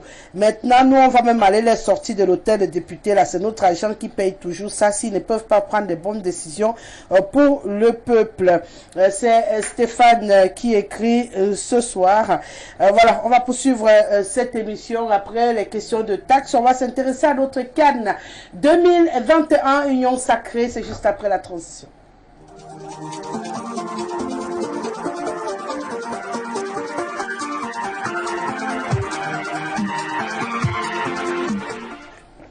Ce sera donc dès le 9 janvier 2022 au Cameroun. Tout le continent africain va marquer un arrêt majeur pour vivre son grand moment du football. Un événement historique que va donc accueillir le peuple camerounais pour la deuxième fois de son histoire. Parce qu'on se rappelle, c'était en 72 que nous avons eu le bonheur d'accueillir cet événement. Aujourd'hui, on va encore le faire malgré, bien entendu, que ça aille dans tous les sens. En ce moment, le chef de l'État, dans son adresse de samedi dernier, le 31, vendredi, a tenu à rappeler au peuple la nécessité de faire union sacrée derrière cet événement, de faire taire les colères, les tensions et tout ce qui peut nous animer et de désormais se consacrer à accueillir les étrangers chez nous dans la joie et la bonne humeur. Vous avez l'impression, monsieur Ti, que c'est possible là de tout barrer, tout stopper, ne plus rien critiquer, même si tout n'est pas rose et de désormais compter fleurette au nom de la CAN. Union sacrée, vous adhérez? Well, le président a eu à parler de l'union sacrée plusieurs fois. Je crois que quand il parle de l'union sacrée, je ne sais pas si c'est l'union sacrée pour les intérêts du RDPC ou c'est l'union sacrée pour l'intérêt des Camerounais. Cela dit, l'année 2022 serait une année très décisive pour le Cameroun. Vous avez si bien mentionné, de 1972 à 2022, ça veut dire beaucoup. Je m'arrête là. Ça serait une année très décisive pour le Cameroun. Parler de l'union sacrée aujourd'hui pour recevoir la CAN et qu'on ne doit pas en parler des autres choses. Je passe par là pour dire qu'on a manqué l'occasion de vraiment concrétiser cette vœu d'avoir l'union sacrée. Vous voyez que à cause de cette CAN, j'ai vu le gouvernement transpirer, j'ai vu un chef d'État qui s'est dépêché pour recevoir le président de la CAF et pour dire que vraiment nous sommes ensemble parce que on veut recevoir les étrangers chez nous. Mais il faut dire que nous avons des problèmes préoccupants. Nous avons les gens qui meurent chaque jour dans ce pays. Où est l'union sacrée pour la vie des Camerounais? Moi, j'aurais attendu que le chef de l'État lui-même se dépêche pour être parti du grand dialogue dont lui l'avait organisé pour résoudre la crise dite anglophone. Quel est plus important? Pour aller recevoir le président de la CAF parce qu'on veut jouer le football au Cameroun et que les Camerounais qui sont censés être son patron, parce que c'est les Camerounais qui sont son patron, que les Camerounais là sont en train de mourir et que d'ailleurs même c'est ça la mauvaise gouvernance qui fait mourir les Camerounais et qu'on ne fait pas l'union sacrée autour de ça. On ne fait pas l'union sacrée qui va faire en sorte que lui, il assume sa responsabilité de ne pas déléguer le pouvoir présidentiel en pleine période de crise où les Camerounais meurent. Mais il faut que quand les étrangers viennent, qu'on garde les cadavres dans la maison pour que les cadavres ne sentent pas, qu'on sort sachant qu'il y a les cadavres dans la maison, sachant qu'on n'arrive pas à manger à nos faim, on reste là, on sourit, on dit que bon, comme vous êtes venus vraiment, le Cameroun c'est le paradis, ça va bien ici, au nom de l'union sacrée. Je n'ai rien contre la CAN, mais je dis au président de la République, et je l'ai dit plusieurs fois, tout en assumant ma part de responsabilité, comme je réitère celle du peuple, pour même revenir au message que la téléspectatrice a envoyé ici, qu'on abandonne, on ne doit pas s'intéresser à la politique dans un pays où la politique est faite par le diable. Moi, je dis à la aux téléspectateurs que si vous voulez abandonner les choses au diable, ça veut dire que vous êtes en train de dire que le diable est plus fort que Dieu. Et que si vous êtes les hommes qui ont la crainte de Dieu, vous devez savoir que vous êtes l'armée de Dieu. Et l'armée de Dieu doit montrer son rapport de force. L'amour doit combattre les ténèbres dans ce pays. Ceux qui ont peur de Dieu doivent entrer dans ce combat. Et elle ouvre, la téléspectateur ouvre un autre champ de combat pour dire que c'est le combat du mauvais, du bon contre le mal. Il faut que ceux qui embrassent l'amour, ceux qui sont pour le bien, se mettent dans ce combat et mènent un bon combat, parce qu'on ne gagne jamais un combat dont on n'a pas mené. Les Camerounais sont censés vouloir gagner des combats dont ils ne veulent pas s'engager à le faire. Cela dit, je reviens donc pour dire que à cause de la CAN, on ne peut pas venir nous dire qu'il faut l'union sacrée. Je crois que c'est de l'hypocrisie qui est compréhensible, parce que le gouvernement est concerné par son image à l'extérieur pour continuer à rester au pouvoir. Mais ce que nous disons, nous au SDF, c'est que s'il y a d'urgence dans ce pays, c'est la résolution des différentes crises qui dérangent ce pays à l'heure actuelle. La crise dite anglophone, les crises tribales, vous avez entendu comment? Mais est-ce que pour la circonstance, on ne peut pas se dire également qu'en terre hospitalière, on peut respirer un grand coup et reprendre, puisque c'est pas aujourd'hui que ces différents problèmes que vous voulez énumérer ont débuté, marquer un temps mort, comme on dit dans le monde du sport, et reprendre après l'événement pour commencer à résoudre nos problèmes en interne? Est-ce que c'est en insistant en ce moment que les problèmes là par magie vont se résoudre en 2 semaines que va durer l'événement? Je vais vous reposer la question tout en vous demandant que si tu es en train de pleurer parce que maman n'est pas là, et que la personne qui est à l'origine même du départ de maman est en train de te demander que tu restes sans pleurer parce qu'il y a les gens qui sont en train de passer au quartier, tu vas rester sans pleurer?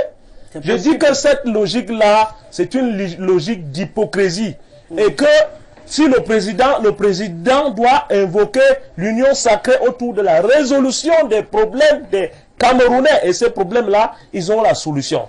Qu'il convoque les Camerounais à un dialogue sincère, qu'on entame la modification de la Constitution, qu'on libère les prisonniers. Tout ça là, pendant la CAN. Il a attendu la CAN pour chercher les excuses pour ne pas le faire. Ça fait depuis longtemps qu'on la demande. Et c'est autour de ces choses-là qu'il faut vraiment l'union sacrée. Parce que la CAN, c'est du showbiz. Ils ont détourné l'argent pour importer les stades à l'étranger, venir mettre ici. Et nous, on va payer les dettes que nous, on n'a pas engagées.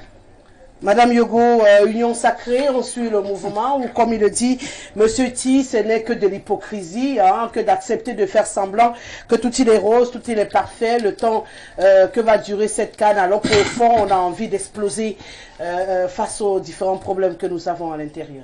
Oh, moi, je pense que Rosalie connaît ma position. J'ai tellement défendu cette CAN sur ces plateaux que je serais mal placé aujourd'hui pour dire que la CAN n'ait pas lieu ou qu'elle se passe mal. C'est moi qui ai bien dit ici que cette CAN-là sera comme le mariage camerounais, où la veille, il n'y a pas de costume, il n'y a pas d'alliance, la salle n'est pas payée, le prêtre n'est pas averti, rien n'est fait, mais on vous dit le mariage aura lieu. Et vous vous demandez comment, pendant que les femmes dansent dans les cuisines en lançant des youyous. Et bizarrement, vous vous réveillez le lundi matin, on vous dit c'était un grand mariage. C'est-à-dire qu'aujourd'hui, quand on circule dans les villes de la CAN, quand on regarde les médias, on voit que la CAN est bien là. Le long des rues, il y a maintenant des luminaires partout, avec le continent, avec l'Afrique, avec des ballons de foot. C'est-à-dire le visuel est en train d'apparaître de plus en plus. Donc, mine de rien, honnêtement, même si on n'aime pas le chien, il faut reconnaître que ses oreilles sont pointues.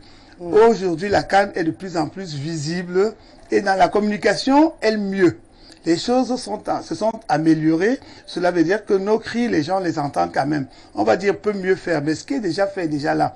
Mais je voulais quand même revenir un peu. Qu'est-ce qui crée tous ces problèmes jusqu'à ce qu'on arrive à ce que le chef de l'État dise union sacrée? C'est vrai que le chef de l'État avait déclaré que la CAN aura lieu le jour dit. Bon, ce jour dit, il n'avait pas donné de date. Heureusement que de sa bouche, il n'avait pas donné de date. Tout le monde avait donné une date, après on a parlé de glissement. Mais moi je dis en riant, parce que comme je suis venu défendre ici l'élection de Samuel Eto'o, moi j'ai dit que le jour dit pour moi c'est le 9 du 9. Parce que la CAN sera lancé le 9 janvier et par le numéro 9. Donc peut-être que le jour dit, c'était le 9 du 9. Donc moi, je ne peux être que contente que les choses continuent à aller dans le sens que j'espérais. Mais ce que je voulais dire aussi, c'est que depuis que cette CAN nous est accordée, depuis qu'elle prend de la visibilité, beaucoup de problèmes ressortent.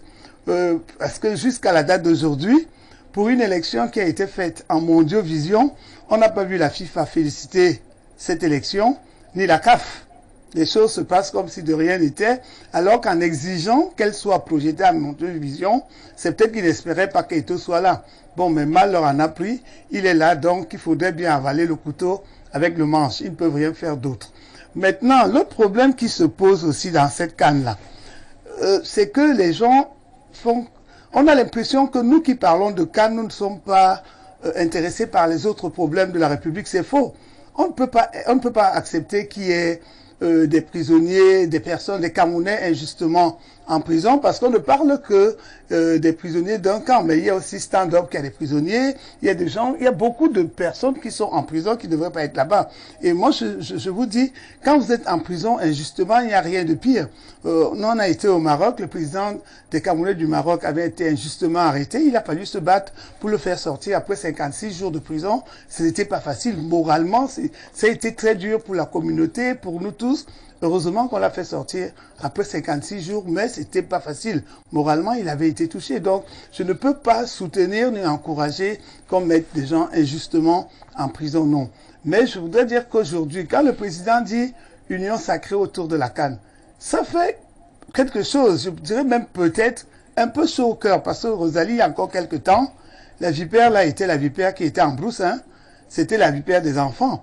Aujourd'hui, la vipère est déjà à table, c'est pour les grandes personnes, et nous, les enfants, on nous dit ne parler même plus de ça, puisque le président de l'Assemblée est sorti pour dire que maintenant, il faut baptiser le stade Paul Biya, alors qu'à un moment, on appelait le pourri stade là, qui nous fait la honte aux yeux du monde entier.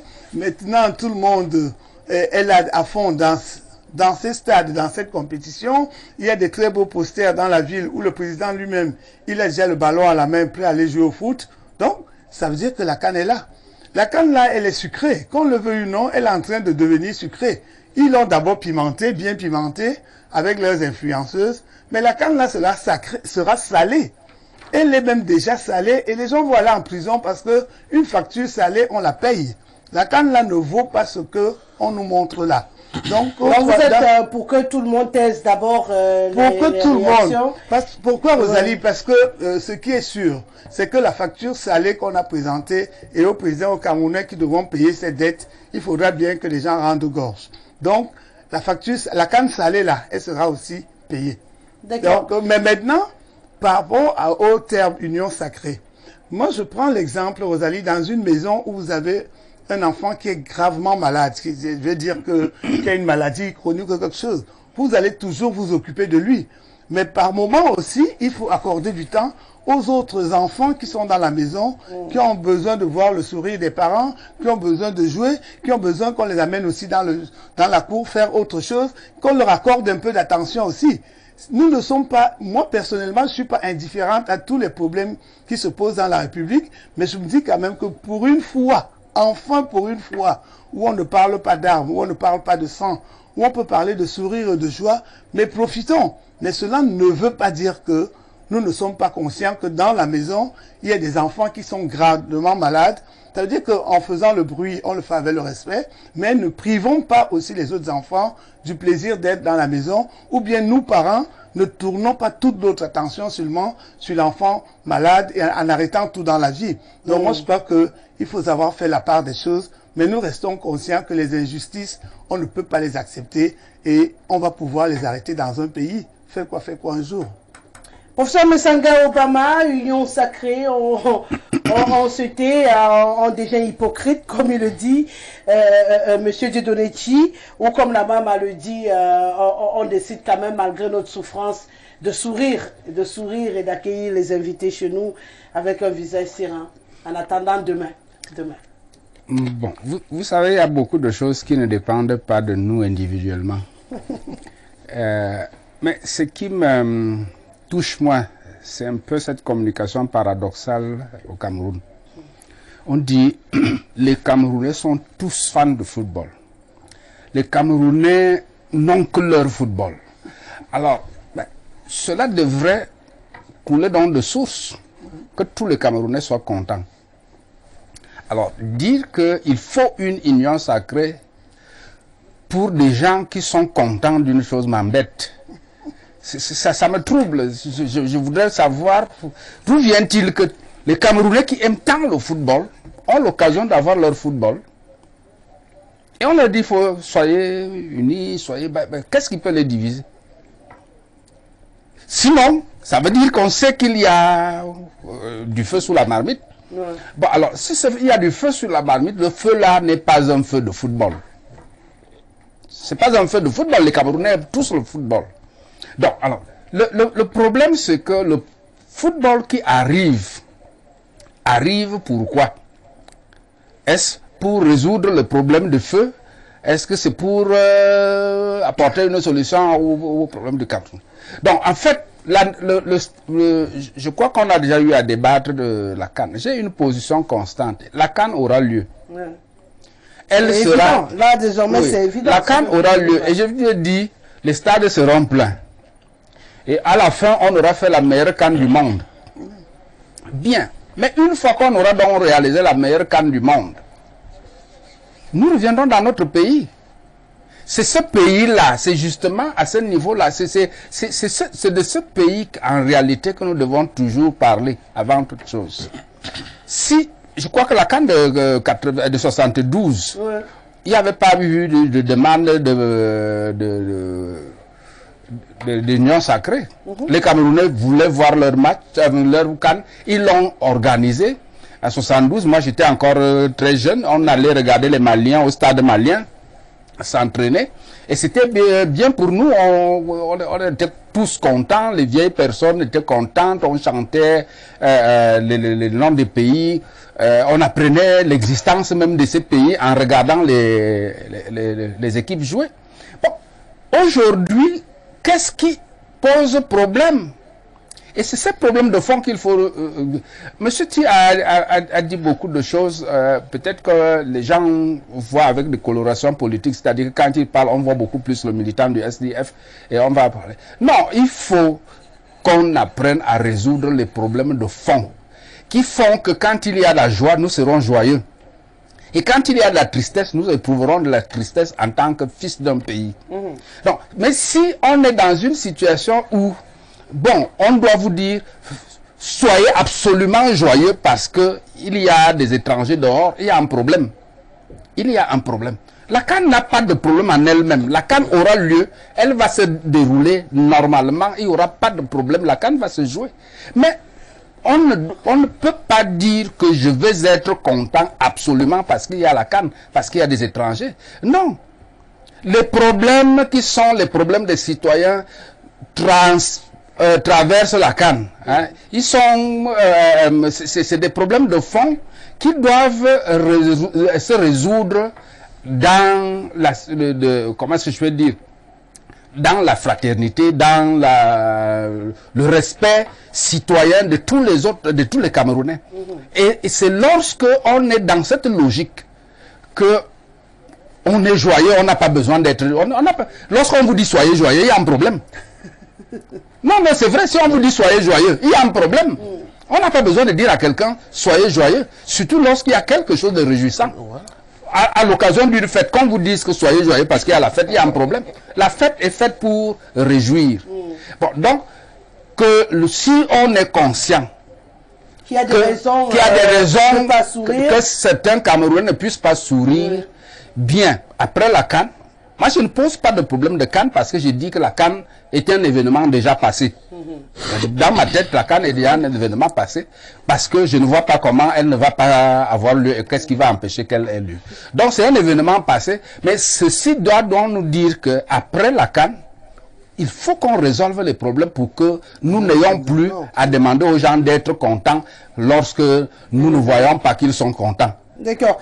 De toute façon, après la CAN, on va en parler tout à l'heure, puisqu'on parlera d'opération épervier. Le temps de faire parler encore quelques téléspectateurs. Bonsoir à tous. Rosalie, moi, je vous laisse juste dire juste une seconde. C'était, j'ai écouté le discours du président. Je l'ai aussi lu.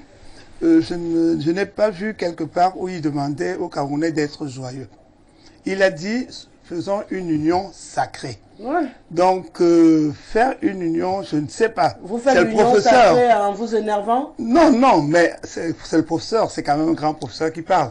Entre demander aux l'union gens... sacrée, ça veut dire qu'il constate que la CAN divise. Non, non. Et comment est-ce que ce qui réjouit les gens va diviser? Là, je suis désolé vraiment sur ce plateau de vous dire que quand un chef d'État dit faisons une union sacrée pour un événement qui arrive dans le pays, on peut aussi prendre cela que taisons nos querelles quelques instants, on fait passer les une interprétation. Oui, c'est ça que je voulais dire. Mais votre interprétation, vous l'avez trouvé écrit dans le discours?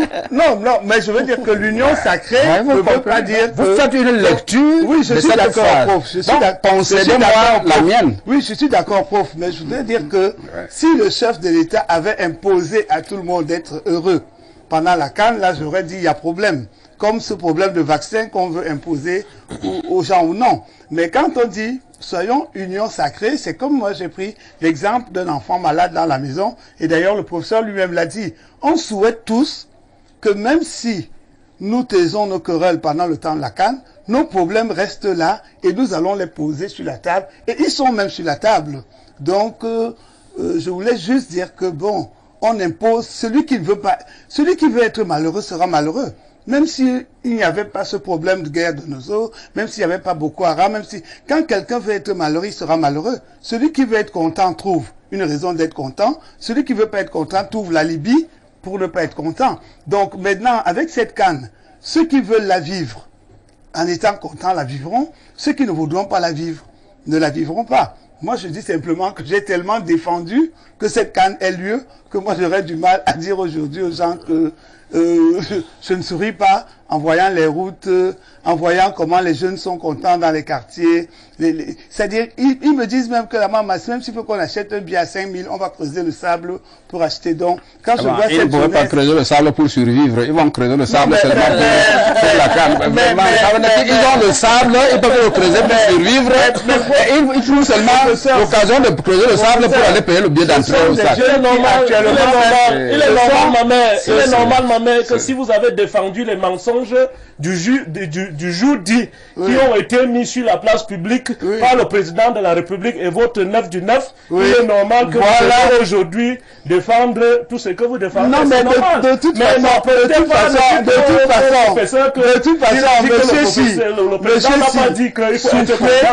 vous allez souffrir que dans ce pays, tout le monde va en guerre.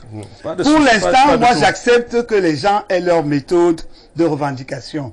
Moi, la mienne, c'est le dialogue. Une personne a prôné la guerre ici. Non, on ne parle pas de guerre. Là aussi, il faut être... Personne ici n'a encore parlé de guerre. Personne n'a dit qu'il faut la guerre.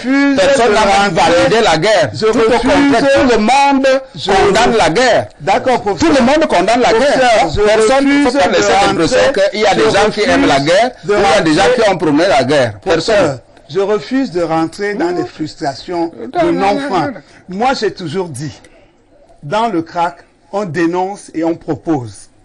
Je ne suis jamais venu sur ce plateau accepter tout. Vous avez dénoncé et n'a pas proposé. Mais je voudrais donc dire que si aujourd'hui, on dit faisons union sacrée autour d'un événement qui peut honorer notre pays, et qu'on dise que mais pourquoi est-ce qu'il fait appel à cela, il n'aurait rien dit, qu'on aurait encore dit qu'il n'a rien fait. Bon, mais de toute façon, vu tous les problèmes qu'il a, qu'il s'assoit du côté gauche, il aura des problèmes, qu'il s'assoit du côté droit, il aura des problèmes. Donc, conclusion.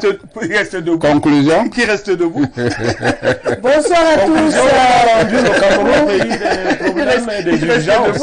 Pour qu'est-ce qui a changé partout en Afrique, là, où l'opposition a pris le pouvoir, la misère est finie. Autre réaction, bonne année, mes frères et sœurs.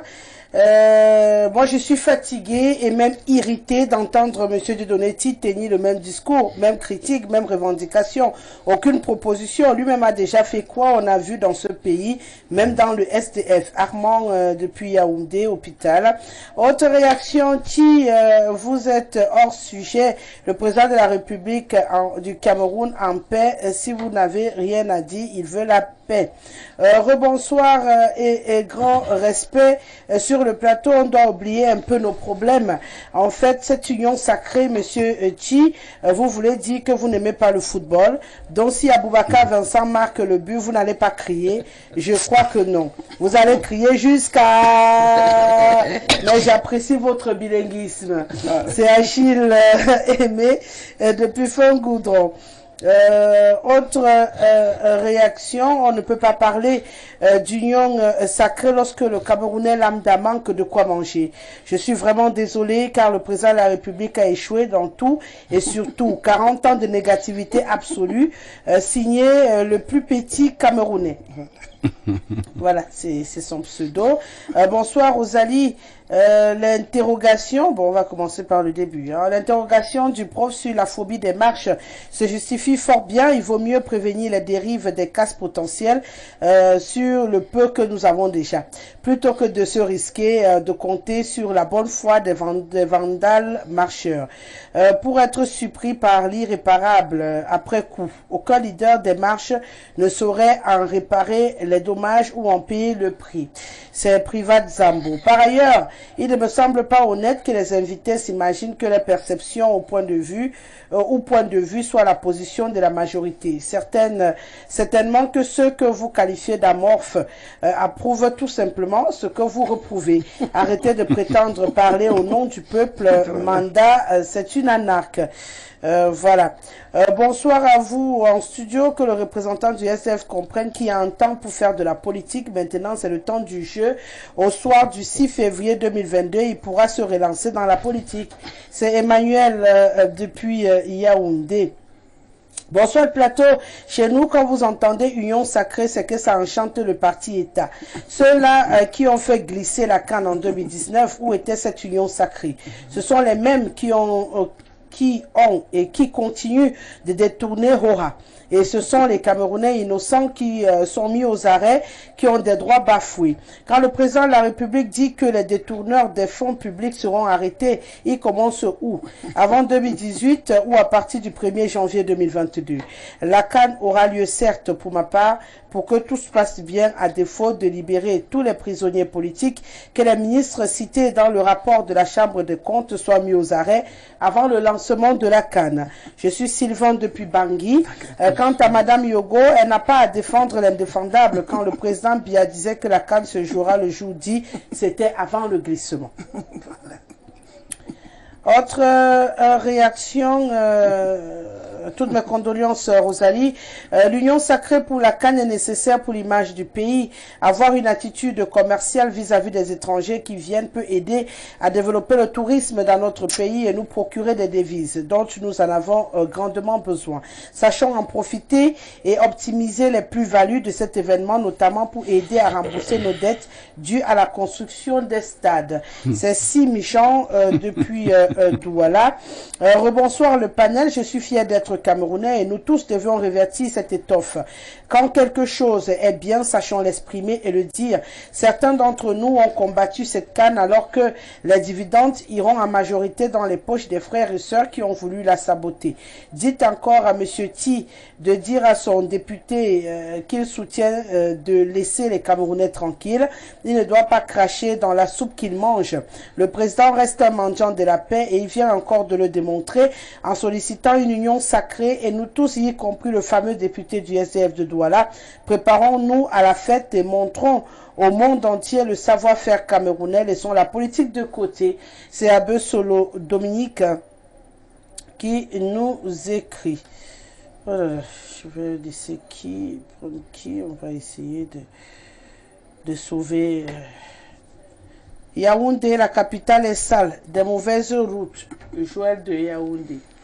Bon, la maman a dit que ça commence déjà à changer. et que de nouvelles couleurs sont en train d'arriver, qu'il faut être un peu patient. L'autoroute Yaoundé-Simalène est déjà opérationnelle. 60 km.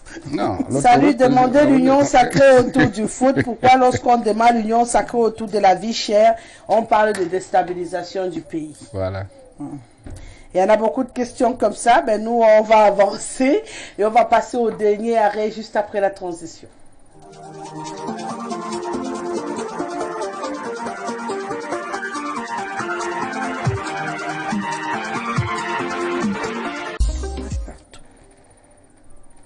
Toujours dans son adresse du 31 décembre dernier, le président de la République du Cameroun, on va le dire, les derniers mots de ce discours qui aura duré 25 minutes ont été consacrés à annoncer une traque des pourfendeurs de la fortune publique, d'une nouvelle lutte encore plus ardue contre la corruption et les détournements des deniers publics, un message qu'on n'avait plus entendu depuis un moment lorsqu'on nous annonçait les voleurs à col blanc qui devaient être traqués. L'opération Épervier avait été lancée, taxée d'aucuns, par certains comme une chasse aux sorcières, pas d'autres comme une chasse à tête chercheuse. Aujourd'hui, le président de la République nous annonce de nouveau qu'on va recommencer à traquer. Une bonne nouvelle, Madame Yogo, ou un message dans le message? Oh oui, ça c'est bien qu'il annonce avant. Parce qu'il ne faudrait pas qu'on vienne me dire ici que j'ai supporté le 9 du 9 pour le jour dit. C'est lui-même qui a dit qu'il va traquer les voleurs de la République. Nous, on va veiller à ce qu'après cette canne, que les gens rendent gorge. Parce que Rosalie, l'investissement qui a été fait pour cette canne ne vaut pas les montages financiers qu'ils ont fait. Même ne serait-ce que dans les rentabilités. Parce que quand on regarde ce qu'ils ont fait comme calcul, en disant qu'ils vont vendre tel nombre de visas, les cartes de ceci, les hôtels, tout est faussé, tout est faux. Les entrées, le nombre d'avions qui devraient atterrir par jour, où est l'aéroport qui va, où est la salle d'attente qui peut accueillir 500 personnes, tout, c'est un dossier qui est monté, qui est totalement faux pour justifier que la CAN la ferait des rentrées d'argent. Mais heureusement que tous ces dossiers sont là. Il y a le Covid-Gate qui est là, parce que ça tombe bien que la CAN soit liée au Covid.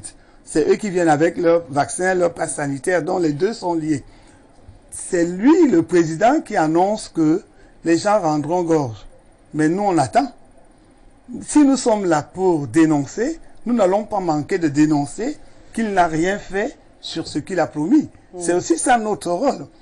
Pour l'instant, le chef de l'État dit dans son discours de fin d'année, ceux qui abusent de la fonction des deniers publics rendront des comptes. Mais pourquoi il faudrait qu'aujourd'hui je mette cela en doute alors qu'il nous donne un moment où il va l'appliquer? Moi, j'attends simplement de voir ce moment-là, qu'il n'ait rien fait pour revenir ici et pour dénoncer. Mais pour l'instant, il a le bénéfice du doute. Peut-être il n'a pas tenu parole sur d'autres choses. Peut-être que, exceptionnellement, il va tenir parole sur celle-là. Nous, on attend, mais pour l'instant, je ne vais pas disserter sur ce que je ne peux pas vérifier. Donc, vous y croyez? Mais je crois fermement parce qu'il l'a souvent prouvé. C'est le professeur Ngango qui nous disait que au Maroc, quand il était venu pour une visite, il disait aux étudiants, il nous a dit que Paul, il n'a pas la détente facile. Mais quand il tire juste. Donc, il y a certains qui ont payé cher pour cela dans ce pays. Donc, je me dis, j'espère qu'il a encore la détente juste. Peut-être lourde maintenant, mais qu'elle soit juste le moment venu et qu'il tire enfin quand même. Ah, et qui tire enfin quand même. Oui, qui tire enfin quand Monsieur même. Ti, vous également, vous y croyez qu'après cette CAN 2021, on aura un remue-ménage au Cameroun avec des gens qui vont finalement répondre de leurs actes de corruption et de détournement des deniers publics au Cameroun, tel qu'annoncé par le président de la République lors de son discours? Bon, l'affaire de l'opération Épervier déclenchée par le SDF dans les années 90 a été très tôt détournée de son objectif majeur et on en a fait de cette opération Épervier une chasse aux sorciers. Parce que depuis les années 1990 que le SDF déclenche l'opération Épervier, il était souhaité que le combat contre la corruption au Cameroun soit quelque chose de général. Mais l'article 66 de la Constitution devait donc être le début, le commencement même, pour que chacun déclare ses biens, pour qu'on mette tout le monde au même niveau, qu'on puisse combattre la corruption et le détournement de tout le monde. Aujourd'hui, même le chef de l'État qui parle, bon, son message veut dire qu'il a déjà vu qu'il y a certaines personnes impliquées dans ce détournement de la CAN ou de Covid, donc lui il veut punir parce que quand la CONAC fait son travail, on envoie le rapport au président de la République. C'est lui qui décide qui va passer en justice et qui ne passe pas.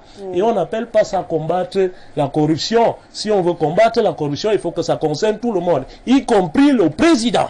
Il doit déclarer ses biens parce que lui-même, il n'est pas un ange. Quand on dit qu'on combat la corruption, là, on combat seulement les autres. On n'a pas fabriqué l'opération Épervier pour permettre au président de combattre ceux qui ne sont plus d'accord avec lui. Ou pour permettre au président de combattre ceux qui l'étouffent un peu. Non, il faut combattre la corruption de manière générale. Cela dit, pour s'attendre à ce que quelque chose va se passer, bon, on accorde le bénéfice de doute comme tout Camerounais. Vous savez, les Camerounais attendent des actions concrètes. On a déjà eu de très beaux discours, de très grands projets politiques, de grandes ambitions, grandes réalisations, grandes opportunités. Ils sont tellement beaucoup. Si aujourd'hui, nous parlons encore de la Ring Road au nord-ouest et au nord-ouest, c'est un projet qui a été promis de longues années. On parle encore de l'Ompanga aujourd'hui. C'est le projet de 1990, des années 90 où on avait dit que l'argent est déjà prêt, on s'en va, on va en amener l'argent, ceci, cela. Mais, je profite pour réitérer ce que j'ai toujours dit au président de la République, qu'il en profite de la grâce que Dieu lui accorde, parce qu'il n'est pas donné de vivre à son âge et de rester au sommet d'un pays pendant 40 ans et qu'il tient encore. C'est une grâce et Dieu va lui demander, moi qui t'avais accordé cette grâce-là, qu'est-ce que tu avais fait? Parce qu'aujourd'hui, vraiment, pour revenir, pour que les autres, ceux qui parlent de l'union sacrée et ce que dit Dieu donné et le SDF ne comprennent pas. Il faut que les Camerounais comprennent que la priorité du SDF, c'est la résolution des problèmes de fond. Nous n'avons rien contre la CAN. Certes, ça va se jouer, mais nous disons qu'on a des vrais problèmes sur lesquels il faut qu'on ait l'union sacrée.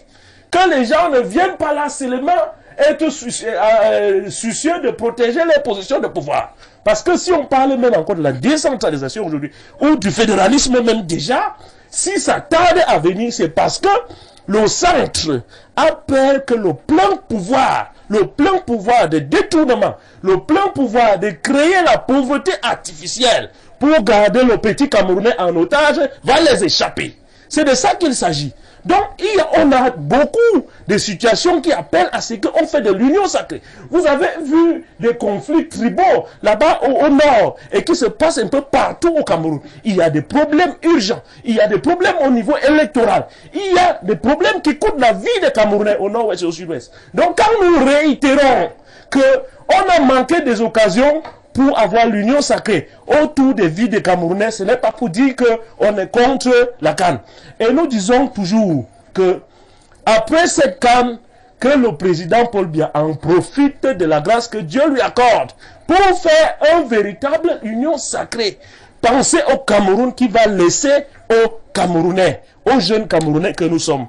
Et que le SDF attend ce temps impliqué dans l'affaire CAN Gate ou Covid Gate. On a eu des réunions de NEC et on a réitéré. Nous sommes contents qu'il en revient aujourd'hui. Et alors, on attend donc les résultats. Et on attend donc l'union sacrée, peut-être après la CAN, sur le vrai problème des Camerounais, pour arrêter la guerre au nord-ouest et au sud-ouest. Et arrêter de museler les Camerounais et prendre l'argent chez les Camerounais pour financer la guerre dans le Cameroun. Il faut qu'on fasse cette union sacrée-là. D'accord. Vous voulez réagir, madame? Je voulais simplement dire à Dieudonné, à M. Chi, en souriant que l'exemple de l'union sacrée devrait peut-être venir au SDF pour que vous ayez tous là-bas, vos parlementaires, le même son de cloche. Mais nous avons... Ce n'est qu'en passant comme ça, quoi. Non, enfin, vous savez que... Oui, je vous ai bien suivi. Vous savez que c'est un exemple d'union sacrée un peu, que le SDF n'est qu'un son de cloche sur l'union sacrée que le chef de l'État demande. Le SDF est un parti uni. C'est aussi dans le SDF que les gens peuvent s'exprimer. Voilà pourquoi tu peux voir les parlementaires du SDF s'exprimer comme ils le font. Oui, ils s'expriment dans le SDF. Ce n'est pas chez vous dans le RDPC ou c'est le CRAC que vous allez empêcher les gens de s'exprimer. Non, ça va, j'ai compris que vous avez des sons de cloche différents et c'est bon quand même. D'accord, professeur Messanga Obama. Aujourd'hui, le chef de l'État nous annonce la suite, ou plutôt la continuité, je ne sais plus très bien ce que je dois dire, de l'opération Épervier. En tout cas, l'opération Épervier revient en force après la CAN. Oui, c'est l'image qui m'est passée par la tête, là, c'est à peu près l'image du football. Vous savez, il est souvent intéressant de voir comment des spectateurs se battent sur les gradins pour la scène qui se passe sur la pelouse. C'est à peu près ça que nous vivons dans le pays. Il y a des joueurs sur la scène politique et des spectateurs qui se battent. Il y en a qui comprennent les dribbles de certains joueurs mieux que d'autres spectateurs et qui expliquent que, bon, là c'était tel dribble, machin, et on se bat. Les spectateurs se battent. Donc, là, il s'agit une fois de plus d'un spectacle pour lequel nous sommes hors de l'arène. L'opération Épervier. Ceux qui détournent la fortune publique, ils viennent d'où? Comment sont-ils arrivés au lieu où ils détournent la fortune publique? Moi, je n'y ai pas participé. Je ne sais pas comment ça se passe. Bien. Celui qui constate que on détourne la fortune publique, quel est le rapport qu'il a avec ceux qui détournent la fortune publique? Je ne peux pas bien expliquer ça. Mais il se trouve donc que moi, je ne peux être qu'un spectateur. Et en tant que spectateur, mon sentiment n'empêche pas le joueur de dribbler sur le terrain. Ceux qui vont rendre gorge, nous allons voir quand ils vont rendre gorge. Et je dirais qu'ils ont rendu gorge. Ceux qui ne vont pas rendre gorge, je verrai qu'ils n'ont pas rendu gorge et je dirai qu'ils n'ont pas rendu gorge. C'est aussi simple que ça. Parce que le Cameroun est formidable. C'est un pays intéressant. C'est-à-dire que et les enfants ont l'intelligence de bien traduire ça. Si on vous explique le Cameroun, vous comprenez. Soit qu'on ne vous a pas bien expliqué, soit que c'est vous-même qui n'avez pas compris. Bon, donc, ce que vous croyez avoir compris, là, vous n'avez pas compris. Donc, l'opération Épervier dure depuis longtemps. Dure depuis longtemps. Mais aujourd'hui, on ne devrait même plus en parler comme un événement. Ça devrait être dans la permanence de l'action gouvernementale. C'est peut-être pourquoi il n'en a pas beaucoup parlé. Oui. Bon, il n'en a pas beaucoup parlé, mais les prévaricateurs ont parlé eux-mêmes. Ils ont mis au nez de tous les citoyens les événements dont le citoyen ordinaire n'avait même pas besoin. Le citoyen ordinaire n'avait pas besoin de savoir qu'il y a des 10 milliards qui se baladent entre deux ministères et machin, truc, machin. On n'a pas besoin de savoir ça. Voilà, donc ces 100 millions qu'on veut les gonfler sur l'entrée d'un aéroport. Et puis, donc on n'a pas besoin de connaître ça. On n'a pas besoin de connaître que le sable se vend un camion à 700 000 francs pour construire le stade de l'Olympique. On n'a pas besoin de ça. Donc, et nous ne savons même pas d'où est venu, comment est-ce que les choses sont arrivées là. Non, que les joueurs eux-mêmes jouent. On va voir les buts. Enfin, moi, je voudrais voir seulement les buts et je vais applaudir quand il y aura des buts. Je vais applaudir quand je vais voir quelqu'un qui dribble magnifiquement les autres, je vais applaudir. Parce que je n'ai aucune action là-dessus. Hein? Bon, alors, moi je ne peux même pas savoir comment on fait. Le milliard, vous me donnez là pour compter, je vais me tromper de compte. Je vais compter 1 milliard, je sais qu'on compte 1 milliard comment. Et lorsque quelqu'un prend 1 milliard, je m'imagine ce qu'il peut faire avec 1 milliard, je n'arrive pas à trouver. Parce que moi, je ne peux pas m'imaginer comment je vais dépenser 1 milliard. Mais on vous dit qu'il y a 10 milliards qui se baladent, 10, pas 1, 10. Bien, alors, ça veut dire que ces gens, ils ne sont plus dans la logique simpliste que moi j'ai comme citoyen ordinaire. C'est-à-dire que quand j'ai de l'argent, je peux aller acheter des tomates, je peux acheter du pain, je peux payer mes factures d'électricité. Ce n'est plus cette logique. Et comment voulez-vous que moi je comprenne quelque chose qui est déjà au-delà de mon entendement? Je vous dis, si vous posez 1 milliard en route, là, je vais passer dessus, je vais pas ramasser parce que je ne saurais pas que c'est ça le milliard. Je n'ai jamais vu 1 milliard, je sais que ça ressemble à quoi? À beaucoup de mille. Bon, donc, lorsque on est donc dans ce genre de situation, que ceux qui comprennent les affaires des milliards fassent les affaires des milliards, moi, comme spectateur, je vais regarder. Vous attendez l'action. Vous savez, avant le glissement de la canne, moi j'ai entendu, j'ai regardé des gens dans les plateaux de télévision jurer, taper les mains sur la table à la place de l'autre, que les gens vont rendre gorge, des gens vont payer, des gens, les têtes vont tomber. Je n'ai vu aucune tête tomber. J'ai vu plutôt des têtes avec des casques. On dit les têtes vont tomber, mais ces têtes-là, on les a vues avec des casques après. Donc aujourd'hui, moi je ne peux pas jurer sur quoi que ce soit. Donc je suis spectateur. Et le spectacle est très loin de moi, je vais l'observer. Et je dis, je vais applaudir des 2 mains quand il y aura des buts. Ouais. De quelque côté que les buts viendraient, hein. Moi je n'ai pas d'équipe là-dedans. Je dis, de quelque côté que les buts viendraient, je vais applaudir que voilà, ils sont forts, ils ont bien marqué, ils ont marqué. Donc l'affaire là, je ne peux rien dire.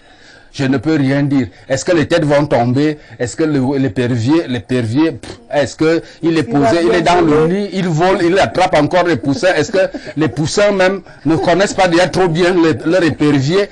Tout ça, je ne sais pas. Vraiment, l'affaire là est compliquée, trop compliquée à mon entendement.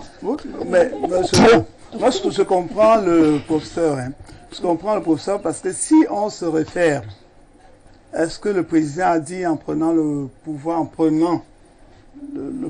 la première fois, de dire rigueur et moralisation? En prêtant serment? Ça veut dire que lui-même, il savait déjà qu'il y avait un problème de moralisation. Et si depuis le temps, il n'a pas réglé ce problème de rigueur et moralisation, nous sommes en 2022, c'est que c'est quand même grave. Il y a de quoi être un tout petit peu sceptique.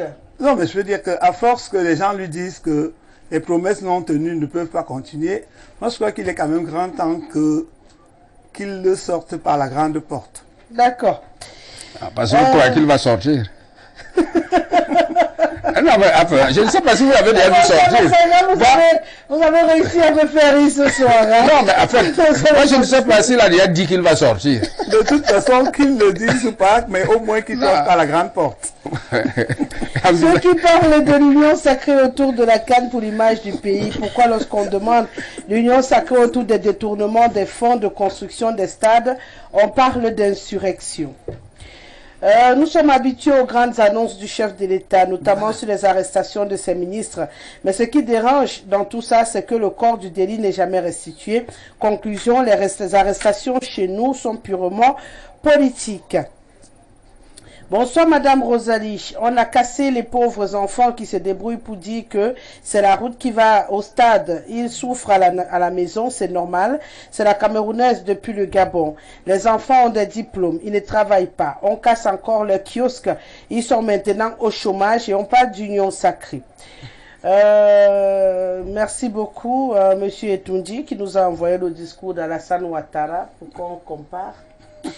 Le président Paul Biya a toujours été constant dans ses déclarations et les gens qui ont saucissonné les caisses de l'État rendront gorge.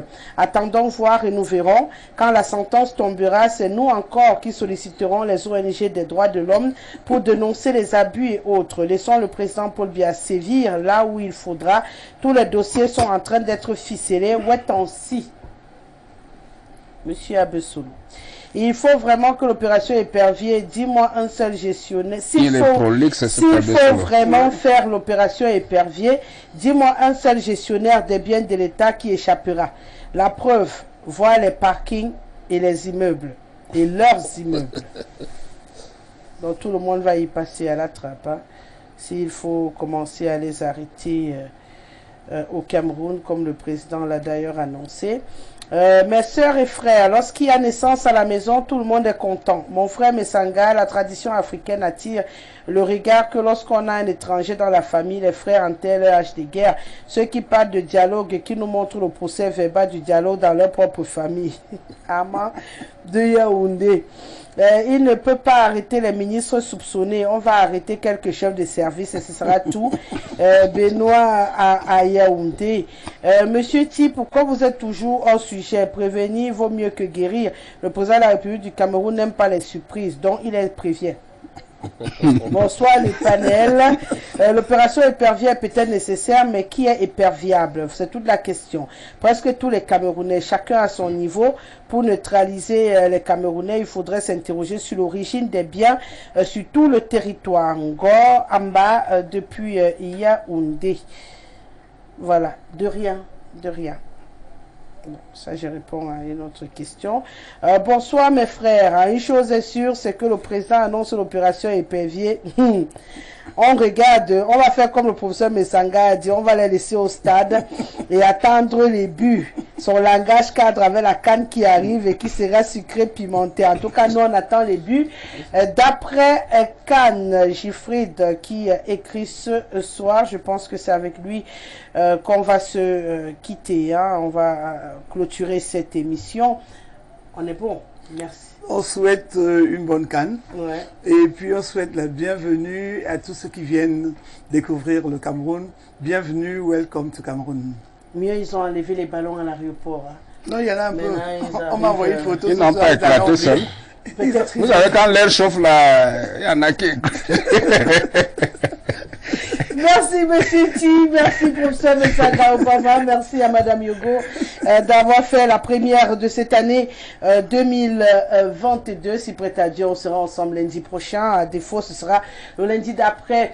On rappelle aux téléspectateurs que la rediffusion de cette émission, ce sera demain dans les coups de 18h. Merci à Saliou Bambibi qui était derrière les caméras, Jean-Martin Kemfak, Ben Valls, Célestin, Tomo et Sandrine ont constitué l'équipe de production de cette émission. À la supervision générale, Monsieur Dieudonné Van. On s'incline une fois de plus devant son dynamisme. Moi, je vous reviens avec le même bonheur pour d'autres débats sur Info Télévision et merci à tous ceux qui me soutiennent de près ou de loin dans cette tristesse. Au revoir.